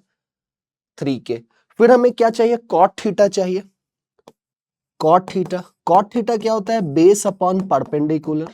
कॉट थीटा क्या होता है? Base upon perpendicular. बेस कितना है? 3k, परपेंडिकुलर कितना है? 4k। ये काम भी हो गया। हमें और क्या चाहिए? टैन चाहिए। हमें और क्या चाहिए? टैन। देखिए, टैन क्या होता है? 1 अपॉन कॉट। टैन थीटा क्या होता है? 1 अपॉन कॉट थीटा। तो हम इसकी वैल्यू भी लिख सकते हैं, उल्टा कर लेंगे, 4/3 के लगा लीजिए, 4/3 के लगा लीजिए। ठीक है, मतलब के वैसे आप हटा सकते हैं, बट मैथ्स के नियम को फॉलो करने के लिए हम के रख रहे हैं। के यहाँ पे कांस्टेंट है, इसकी वैल्यू हमें एग्जैक्टली नहीं पता है। और रही बात कॉस की, कॉस तो वो होता है 1 अपॉन सेक थीटा। सेक कितना आया था? 5/3, तो ये क्या हो जाएगा? 3/5। के लगाना चाहे लगा लीजिए। अब आपको वैल्यू पुट करना है यहां पे, तो वैल्यू पुट करना शुरू करते हैं। सेक थीटा कितना था? 5/3। के अब हम सबका काट चुके हैं, प्लस 4 इंटू कॉट। कॉट किधर है? 3/4, 3/4 अपॉन 4 इंटू टैन। टैन कितना है? 4/3, 4/3 माइनस 5 इंटू कॉस। कॉस कितना था? 3/5, 3/5। 5 से 5 गया, 4 से 4 गया, और कुछ नहीं जा रहा है, कोई बात नहीं। तो ये कितना हो जाएगा? 3 एलसीएम आपने लिया, 5 और इधर 9, 1 मतलब 14, 14/3। और ये कितना है? 16/3 माइनस 3, 16/3 माइनस 3। तो ये 14, और 3 से 3 को तो कैंसिल यहीं पे कर लीजिए, और ये कितना हो जाएगा? 14/7, 14/7, 16 माइनस 9 किया, जो आपको वैल्यू 2 का दे देगा। So the right answer would be 2। ठीक है, सिंपल सा काम, कोई खास समस्या वाली बात नहीं। The compound interest on a certain sum at rate 16 2/3 per annum for 3 year is 6350। What will be simple interest on the same sum at the rate 5 2/3। ठीक है, सीआई दिया है, एसआई उसी रेट पे निकालना है। अब आपको पता होना चाहिए कि 16 2/3 जो होता है ये 1/6 के बराबर होता है। 16 2/3% जो है वो 1/6 के बराबर, 1/6 के बराबर है। मतलब ये आपका प्रिंसिपल है, तो ये आपका इंटरेस्ट है, अमाउंट नहीं है। प्रिंसिपल 6, इंटरेस्ट 1, मतलब अमाउंट क्या हो जाएगा? 7। अमाउंट क्या हो जाएगा? 7। अब जरा ध्यान से देखिएगा कि फर्स्ट ईयर की हम जब बात करते हैं तो प्रिंसिपल और अमाउंट की, तो 6 रुपए लगाए 7 रुपए मिले। सेकेंड ईयर में फिर से 6 रुपए लगाए 7 रुपए मिले। थर्ड ईयर में फिर से 6 रुपए लगाए 7 रुपए मिले। कुछ ऐसा होता गया। मतलब क्यूब करेंगे ना, तो बस वही, ये 216 है और ये कितना है? 343। डिफरेंस कितना है? मतलब टोटल इंटरेस्ट कितना है? तो इंटरेस्ट की अगर हम बात करें तो ये हो जाएगा 13 6 7 और 33, 127। और उसी की वैल्यू 127 यूनिट की वैल्यू कितनी दे रखी है? 6300 50 रुपए दे रखी है। तो यहां से हम बड़े प्यार से एक की वैल्यू निकाल सकते हैं, और एक की वैल्यू पता करेंगे कितना होगा। तो 100 पे जरा सोचिए,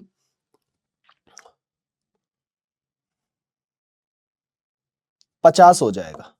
कैसे सोचा आप, यही सोच रहे हैं ना। मैंने 125 ले लिया था, 125 गुणे 5 सोच रहा था। 125 ही क्यों लिया, कैलकुलेशन को थोड़ा आसान रखने के लिए। 115 नहीं लिया, क्योंकि 125 का कैलकुलेशन बड़ा इजीली आप खींचते हैं ना, 125 250 इस प्रकार से। तो ये 250 मतलब 125 गुणे जो जाता वो 625 पे चला जाता, फिर 2 को लेकर के और आखिरी में हमने 0 लगा लिया। तो एक की वैल्यू हमें कितनी मिल गई, 50 मिल गई। तो हम यहां से प्रिंसिपल निकाल सकते हैं। प्रिंसिपल 216 गुणे 50 हो जाएगा, और अमाउंट अगर आवश्यकता पड़ेगी तो निकाल सकते हैं, 343 गुणे 50 हो जाएगा। और मैं आपको सुझाव दूंगा, इसको फिलहाल कैलकुलेट मत कीजिए, जब आवश्यकता पड़ेगी तो कैलकुलेट कर लेंगे। फिर हमें सेम सम पे, मतलब इस पे इसकी जरूरत नहीं है, ऐसा ही लगाना है। तो ऐसा ही लगाना है। प्रिंसिपल क्या है हमारा, देखिए 216 गुणे 50। फायदा हुआ ना, अगर हम मल्टीप्लाई करते फिर से बड़ा संख्या आता, फिर से काटने में वक्त लगता। रेट हमें क्या दिया गया है, रेट हमें रेट जो हमें दिया गया है वो 16/2/3 है। मतलब 16/2/3 है, मतलब 50/3। 16/2/3 मतलब 50/3। 3 को नीचे ले लीजिए, नीचे 100 को भी लाइए, और समय की बात कर लीजिए तो 5 17/3। 17/3। अब इसको आपको सॉल्व करना है, ठीक है। इसको आप सॉल्व कर ही लेंगे, कोई खास समस्या आपको आएगी नहीं, और ये आपको आंसर तक लेके जाएगा, जो कि आंसर आपका ए हो जाएगा। ओके, अगला सवाल ये आपने निश्चित रूप से कर ही लिया होगा, बॉड मास पे बेस्ड है। पहले ब्रैकेट, फिर of, divide, multiply, add, subtract, ये आप खुद से देख लीजिएगा। अगला देखिए, the ratio of age of A and B, A और बी की आयु का अनुपात 8 वर्ष पहले 2:3 था। मतलब ए है और बी है, ये प्रेजेंट वर्तमान माइनस 8 ईयर 8 वर्ष पहले, ये 2:3 था। ठीक है, 4 ईयर अगो मतलब प्रेजेंट से 4 वर्ष पहले, वर्तमान तक पहुंच ही नहीं पा रहे हम लोग, ये कितना है, 5:7 है। What will be the ratio of their age 8 year after from now? मतलब हमें प्रेजेंट पे जाना पड़ेगा, और नहीं भी जाएंगे तो 8 ईयर फ्रॉम नाउ अगर हम कोई भी निकाल लेंगे तो हम फिर 8 वर्ष आगे बढ़ जाएंगे प्रेजेंट पे जाकर के। अब जरा देखिए ऐसे सवालों को कैसे करते हैं। ये गैप जो है ये 4 साल का है, ये आप समझ रहे हैं, 4 वर्ष पहले और फिर 8 वर्ष पीछे, मतलब 4 से 8 4 वर्ष का गैप है। अब इसका डिफरेंस अगर हम देखें 2 और 5 का, तो 2 और 5 का डिफरेंस 3 है और यहाँ 4 है। अब मुझे ये समस्या आ रही है कि मैं 3 का मान 4 लूं कि 4 का मान 4 लूं। मतलब इससे ये आप समझ गए होंगे कि हमारा जो इक्वेशन है इसको पहले हमें सुधारना होगा, रेशियो को। तो इसका गैप 2 का, इसका गैप 1 का, इसको समान बनाने के लिए यहाँ 2 से गुणा कीजिए, ये तो 4 हो जाना है, ये 6 हो जाना है। ठीक है, अब देखिए 4 और 5 का फर्क 1, 6 और 7 का फर्क 1, मतलब अब हम कह सकते हैं कि एक इकाई का मान कितना है, 4। एक इकाई का मान कितना है, 4। तो आप कुछ भी निकाल सकते हैं। एक इकाई का मान अगर 4 है तो 5 इकाई का मान कितना हो जाएगा, 20, और इसका क्या हो जाएगा, 28। मतलब 4 वर्ष पहले है, मतलब हम वर्तमान का भी एज निकाल सकते हैं। इसमें 4 जोड़ लीजिए तो 24, इसमें भी 4 जोड़ लीजिए 32। और लेकिन हमसे तो पूछा है 8 वर्ष बाद हमें उनका औसत बताना है, 8 वर्ष आगे जाकर के। तो इन दोनों में आप क्या करेंगे, 8 जोड़ेंगे, तो ये हो जाएगा 32 और ये हो जाएगा 40, मतलब 4:5। ठीक है, अगला सवाल, टेबल दिया हुआ होगा अगले स्लाइड पे, ये रहा टेबल आपके सामने। करना क्या है, what is the ratio of total export of item A in 2014 and 15, A का 2014 और 2015 to the total export of C in 2011 and 15, C का 2011 और 2015। ठीक है, बड़ा ही आसान सा कैलकुलेशन वाली बात है, थोड़ा ध्यान से कैलकुलेट करेंगे, निश्चित रूप से आप एक निष्कर्ष पे पहुंचेंगे।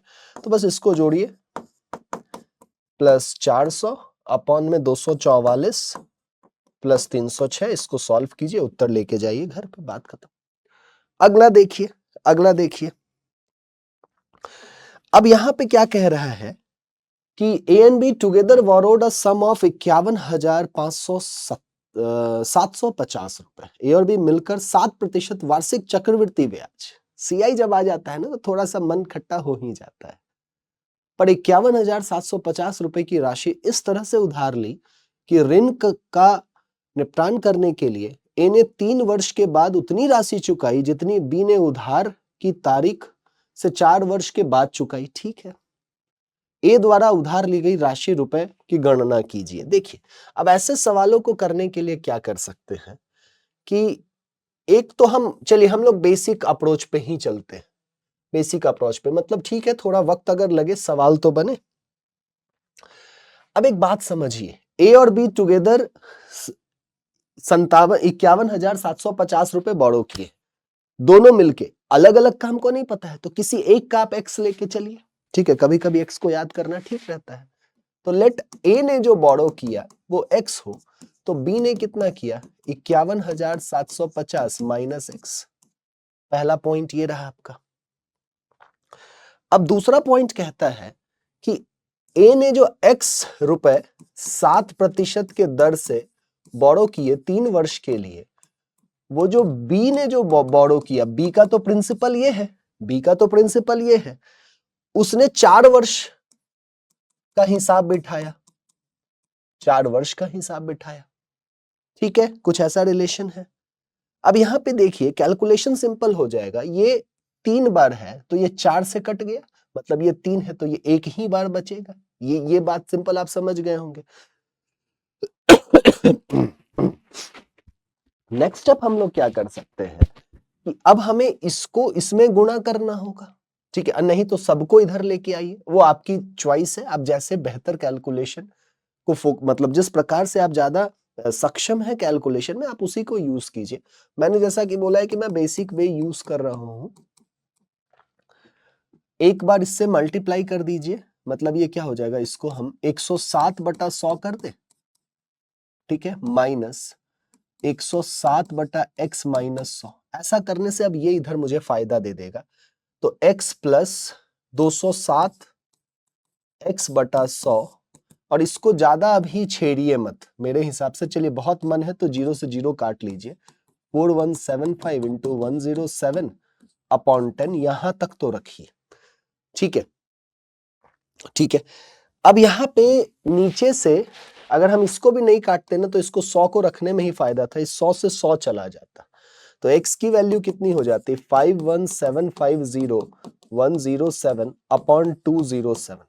इसको सॉल्व करके आप x की वैल्यू निकाल लेते, x की वैल्यू जो आपको आती वो आ जाती, a ने बोरो किया है तो जो भी आएगा वही x का मान हो जाएगा, x का मान हो जाएगा 26,750।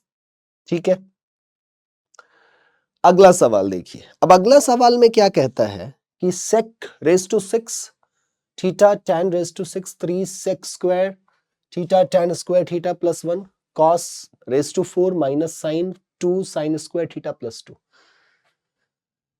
आपको 2 फॉर्मूले ध्यान में होंगे, उसका यूज करना होगा, और ये जो परख है ना ये समय के साथ आएगा, मतलब प्रैक्टिस समय के साथ। ऐसा नहीं कि 6 वर्ष के बाद अपने आप आ जाएगा, नहीं।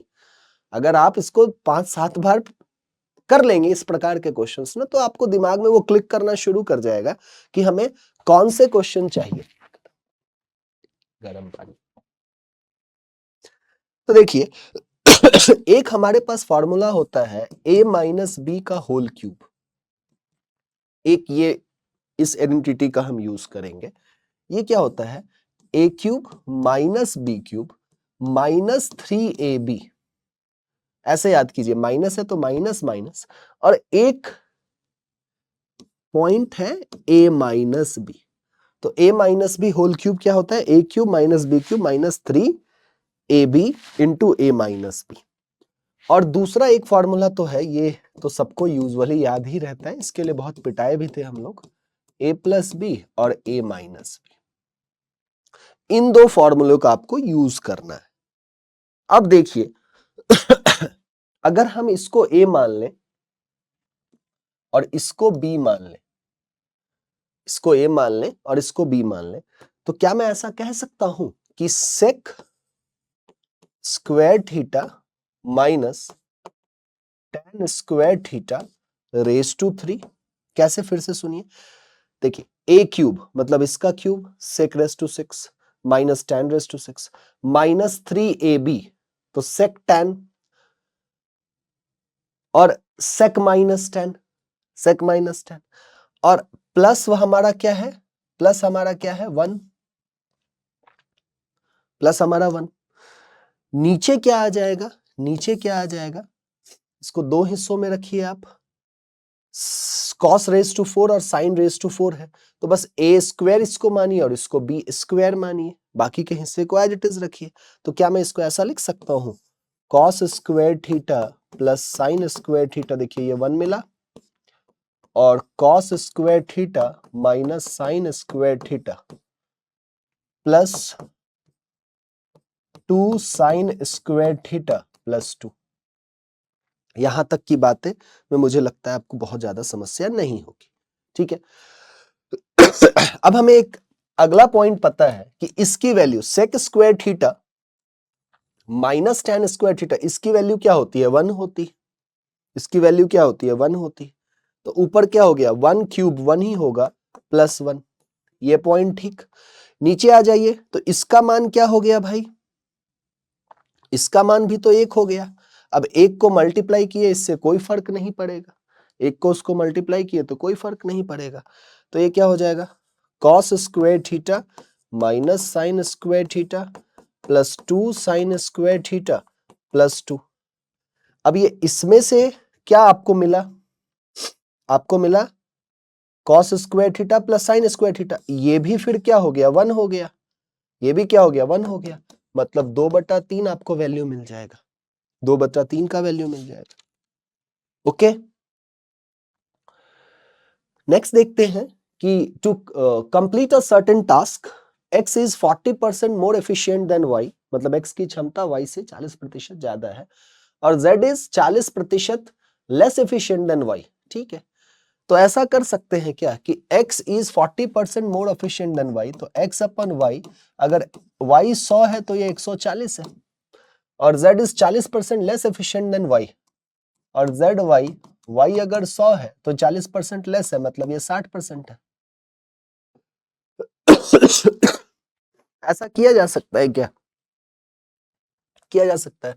तो इसको काटिएगा तो ये 7/5 हो जाएगा, और इसको काटिएगा तो ये 3/5 हो जाएगा। y 5 है तो फिर बड़े प्यार से हम लोग लिख सकते हैं x is to y is to z, x की मान वैल्यू क्या है 7, y 5 है, और z क्या है 3। इस पॉइंट पे आप लोग पहुंच गए। अब अगला कहता है कि एक साथ करने पे वो 21 दिन में काम पूरा कर देते हैं, तो इनकी इफिशियंसी क्या है 12-15, मतलब इनकी इफिशियंसी 15 है। 15 की क्षमता से वो लोग 21 दिन में, थैंक यू, वो लोग 21 दिन में काम पूरा करते हैं क्या। तो यहां से हम लोग टोटल वर्क निकाल सकते हैं, टोटल वर्क हो जाएगा 15 की क्षमता से 21 दिन में काम पूरा। अब कैलकुलेट मत कीजिए, बस इसको यहीं पे रोक के रखिए, बाद में हो सकता है आवश्यकता पड़ेगी तो फिर कर लेंगे कैलकुलेशन। y और z together work for 35 days, ठीक है। y प्लस z जो है उनकी क्षमता कितनी है 5 + 3 8, 8 की क्षमता से वो लोग 35 दिन तक काम करते हैं। कैलकुलेट कर लीजिए, रिमेनिंग वर्क निकालना होगा। हासिल 4, 280 काम इन्होंने कर दिया, 15 5 हासिल 1, 315 टोटल वर्क है। तो यहां से रिमेनिंग वर्क निकाला जा सकता है, जो कि हो जाएगा 315 माइनस 280, 20 और 15, 35 वर्क शेष बचे हैं। रिमेनिंग वर्क ए अलोन को करना है। ए अलोन, ए कहां से आ गया, एक्स अलोन होना चाहिए, बाई एक्स अलोन, ठीक है। तो टाइम बाई एक्स, एक्स की क्षमता क्या है 7, मतलब 35/7, उसको अकेले जो शेष काम पूरे करने के लिए उसको कितना 5 दिन लगेंगे। ठीक है,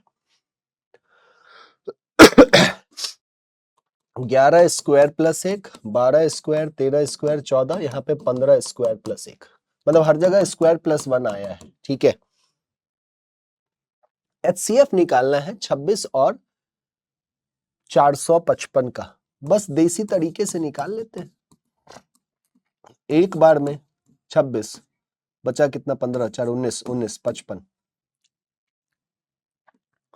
7 बार में, मतलब अनुमान पे ही चल रहे हैं, 26 का पहाड़ा नहीं आता है लेकिन 25 का सोचा। अब 25 गुणे 7 क्या होता है, 175, तो 26 गुणे 7 रखा, इस तरीके से सोचते हैं। ठीक है, तो 17 छके होता है 102, हासिल हो गया 10, 17 दूना 34,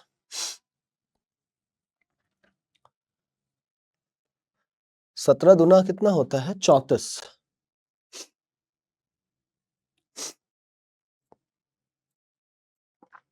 ठीक है, 26 गुने 17, अच्छा 26 गुने 7 ना, वही तो मैं सोच रहा हूँ, गुणे 7, 7 छके 182, तो 3 और यहाँ 1, 13, 26, 13 हो जाएगा, 26 कट गया, तो ये आपका HCF होता है। ठीक है, आंसर 13 आपको मिलेगा डी। ये आप खुद से कर लेंगे, पहले इसको सॉल्व कीजिएगा, यही है वर्निकुलर, बार, फिर ब्रैकेट, फिर कर्ली ब्रैकेट, फिर बिग ब्रैकेट, इस तरीके से। अगला सवाल देखते हैं। अगला सवाल आपकी स्क्रीन पे है कि 4 दिन में चंदन का औसत 90 था, यदि पहले दिन का उसका वैध 100 रुपए, 125, 85 है तो चौथे दिन के, तो मान लीजिए x है, पहले दिन 100 लगा रहा है, दूसरे दिन 125, 85 और चौथा दिन x, और 4 दिन का है, इज इक्वल टू 90, x की वैल्यू निकाल लीजिए। ठीक है, प्रतिशत में कन्वर्ट करना, ऐसे भी सवाल आएंगे, ऐसा मत सोचिए कि अरे यार ये कैसा हो गया, बिल्कुल हो सकता है। ठीक है, तो 4 से 2 बार में और 4 से 25 बार में, 75 बटा 2, 37.5। अब देखिए साइन 120, साइन 240 और साइन 270 का मान निकालना है। अब जरा आप विचार बनाना शुरू कीजिए। यहाँ पे देखिए, क्या मैं साइन 120 को ऐसा लिख सकता हूं, साइन 90 प्लस 30, हम इसको 180 प्लस 60 और इसको साइन 180 प्लस 90 ऐसा लिख सकते हैं। पहला पॉइंट ये क्लियर है। अब हमें एक बात पता है कि साइन, क्या पता है कि साइन, इसका मान कॉस थीटा के बराबर है। साइन 90 प्लस थीटा किसके बराबर होता है, कॉस थीटा के बराबर होता है। और एक चीज और हमें पता है कि साइन 180 डिग्री जो है वो -1 के बराबर है। हम इन दो चीजों का यूज करेंगे। ठीक है, तो जरा सोचिए, साइन 90 प्लस थीटा मतलब ये हमको क्या दे दिया, कॉस 30 डिग्री दे दिया, पहली बात ये। ठीक है, अब यहां पे हमको क्या मिल रहा है, यहां पे हमें को क्या मिल रहा है कि साइन 180 मतलब यहां पे तो फिर हमको -1 दिख ही रहा है, और बचा क्या हमारा साइन 60, मतलब ये क्या हो गया, minus sine 60 degree, minus sine 60 degree, ये -1 और वो तो 1 हो जाएगा, तो उससे हमें कोई फर्क नहीं पड़ रहेगा। ठीक है, ठीक है, अब इसका हम क्या करेंगे, वैल्यू पुट करना है, हमें वैल्यू पुट करना है। ठीक है, -1 हो जाएगा ना। अब cos 30 क्या है भाई, तो cos 30 है 3/4, सॉरी 3/2। अब साइन 60 डिग्री कितना होता है, साइन 60 डिग्री होता है √3/2, माइनस लगा लीजिए, माइनस लगा लीजिए, और -1 तो पहले से तैनात है ही, तो ये कितना हो जाना है 3/4। ठीक है, Raman purchase a car for 5 lakh, sold for 4 lakh, find the profit loss. कैसे बच्चों वाली बात, 1 लाख, 5 लाख में खरीदा, 4 में बेचा, 1 लाख का लॉस है। ठीक है, यहां पे देखिए अगला सवाल कि A is thrice as good as workman as B, and takes 10 days less to do a piece of work, B takes. मतलब A और B के क्षमता का अनुपात दिया है कि A 3 गुना अच्छा है इससे और उसको 10 दिन कम लगते हैं, तो इसका फर्क 2 का मान 10, 1 का मान क्या 5, B को अलोन कितना लगेगा, ये ना A B से 3 गुना कामगार है, B की तुलना में काम को पूरा करने में 10 दिन कम लेता है, B के द्वारा अकेले काम करने में कितना वक्त लगेगा। ठीक है, तो एक की क्षमता कितनी हो गई, मतलब इसका फर्क कितना है, इसकी वैल्यू डिफरेंस, क्योंकि डिफरेंस काम करने में कम वक्त लग रहा है, तो 2 का मान 10 है तो 1 का मान कितना हो जाना है 5 हो जाना है, और B को अकेले काम करना है तो 5 दिन लगेगा, ऑप्शन में ही नहीं है, ये कैसा हो गया भाई। ठीक है, हो सकता है A होना चाहिए यहाँ पे, एक बार मैं देख लेता हूं।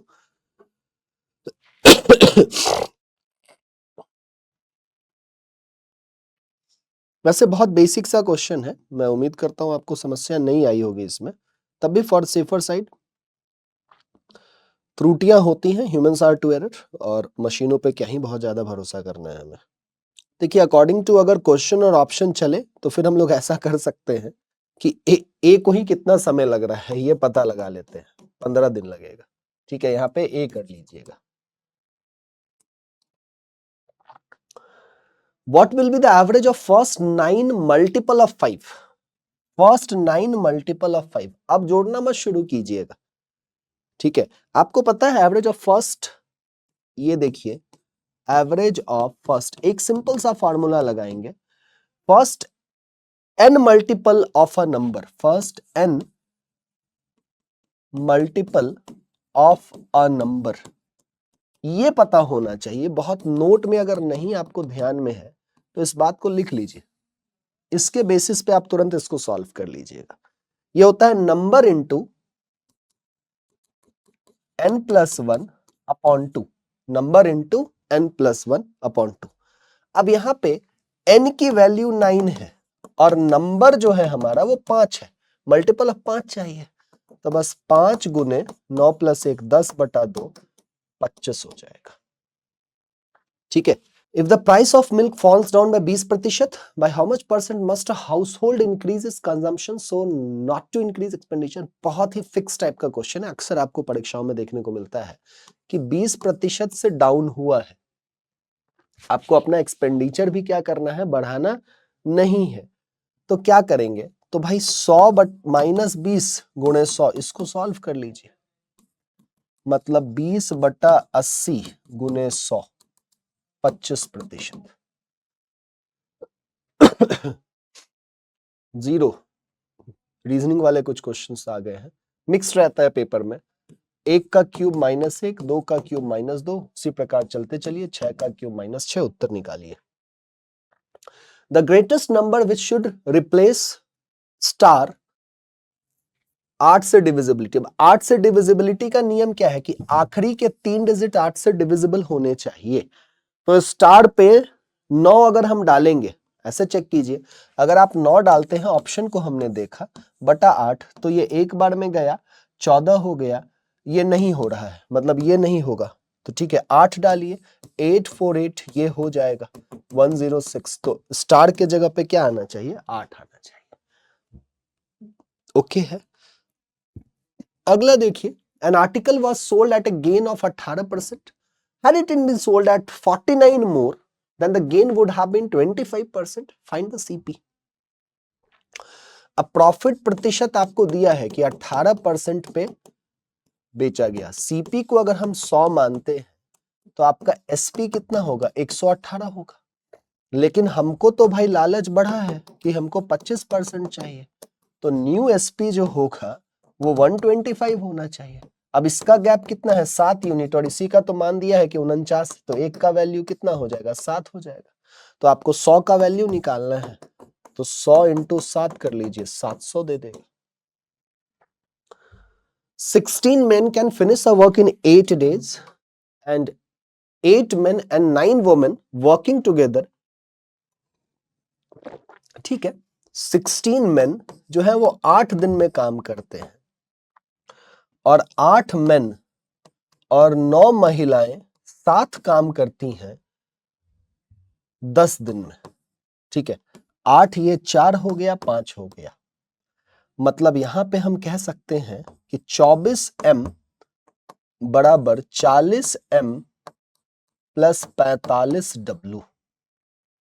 ओके है, ओके है। तो ये हो जाएगा 16m बराबर 45w, ठीक है ना। 16 है ना, वही तो 64,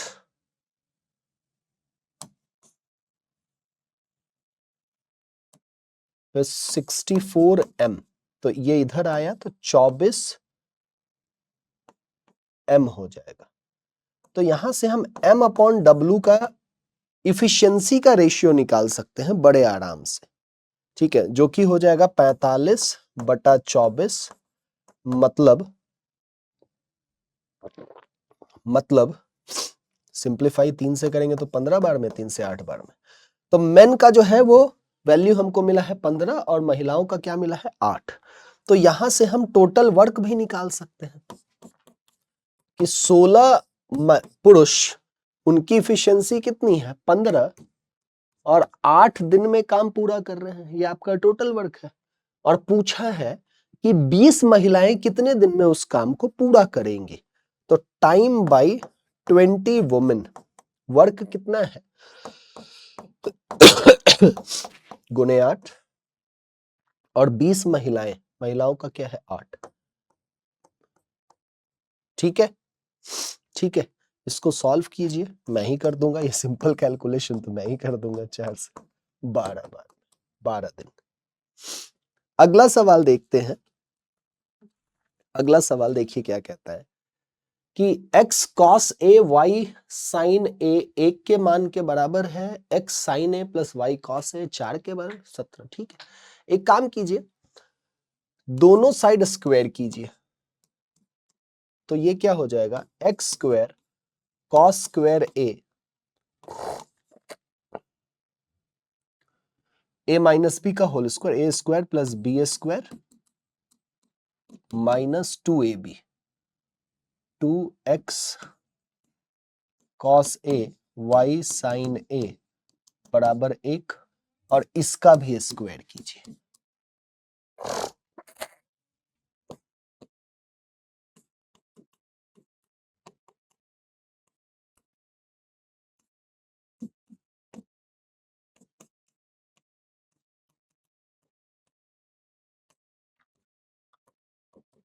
बराबर 16, ठीक है। अब एक काम करें कि इन दोनों को आप जोड़ लें, इन दोनों ही इक्वेशन को जोड़ लीजिए, ठीक है।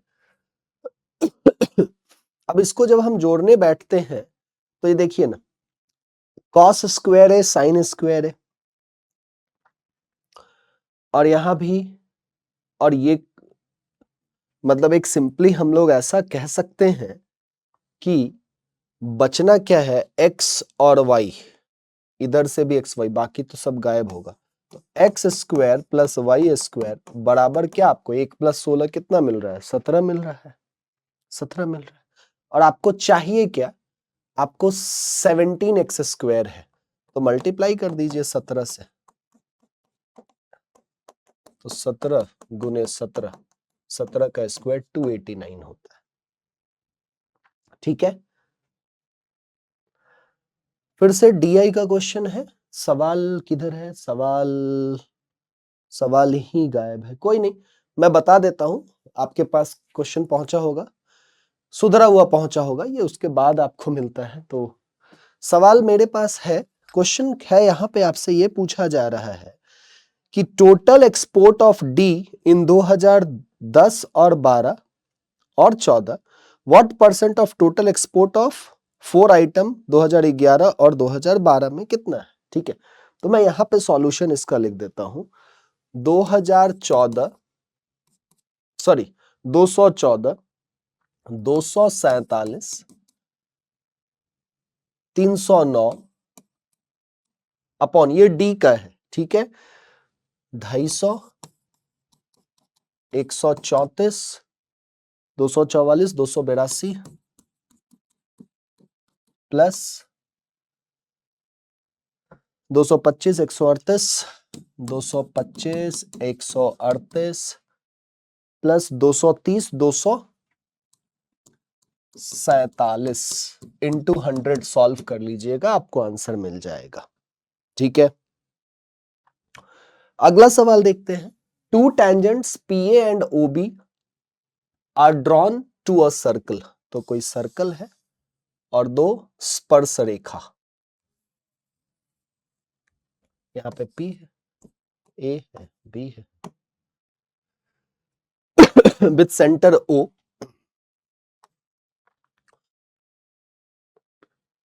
External point PT। If angle OAB ये वाला जो एंगल है आपका, ये कह रहा है 30 डिग्री। तो जब ये 30 डिग्री, ये रेडियस है तो ये भी 30 डिग्री है।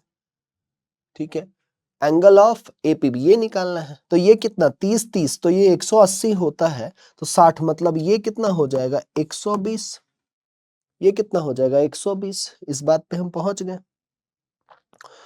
और हमें ये और ये 180 होता है तो ये 120 है, तो ये कितना 60 डिग्री हो जाएगा। Okay, so this was the discussion. मैं उम्मीद करता हूं क्लैरिटी थी। बिल्कुल ऐसे क्वेश्चंस होंगे, ऐसे ही क्वेश्चंस रेलवे आजकल की परीक्षाओं में पूछ रहा है। जो वो परीक्षाएं RRB JEE नहीं लिया, लेकिन उसने ग्रुप डी लिया, ALP लिया, NTPC लिया, तो ये सारी परीक्षाएं उसने ली हैं। तो ऐसे ही आपको क्वेश्चंस देखने को मिलेंगे। घबराइए नहीं, सवाल को बनाते रहिए, टारगेट रखिए कि आप 27-28 क्वेश्चन मैथ्स के सही करें, और होगा 25 प्लस तो होना ही चाहिए, और अधिकांश के होते हैं। ऐसे क्वेश्चंस ही होंगे, डिफिकल्ट होंगे, 2-3 सवाल होंगे, लेकिन वो 2-3 ही होंगे, बाकी नहीं होंगे।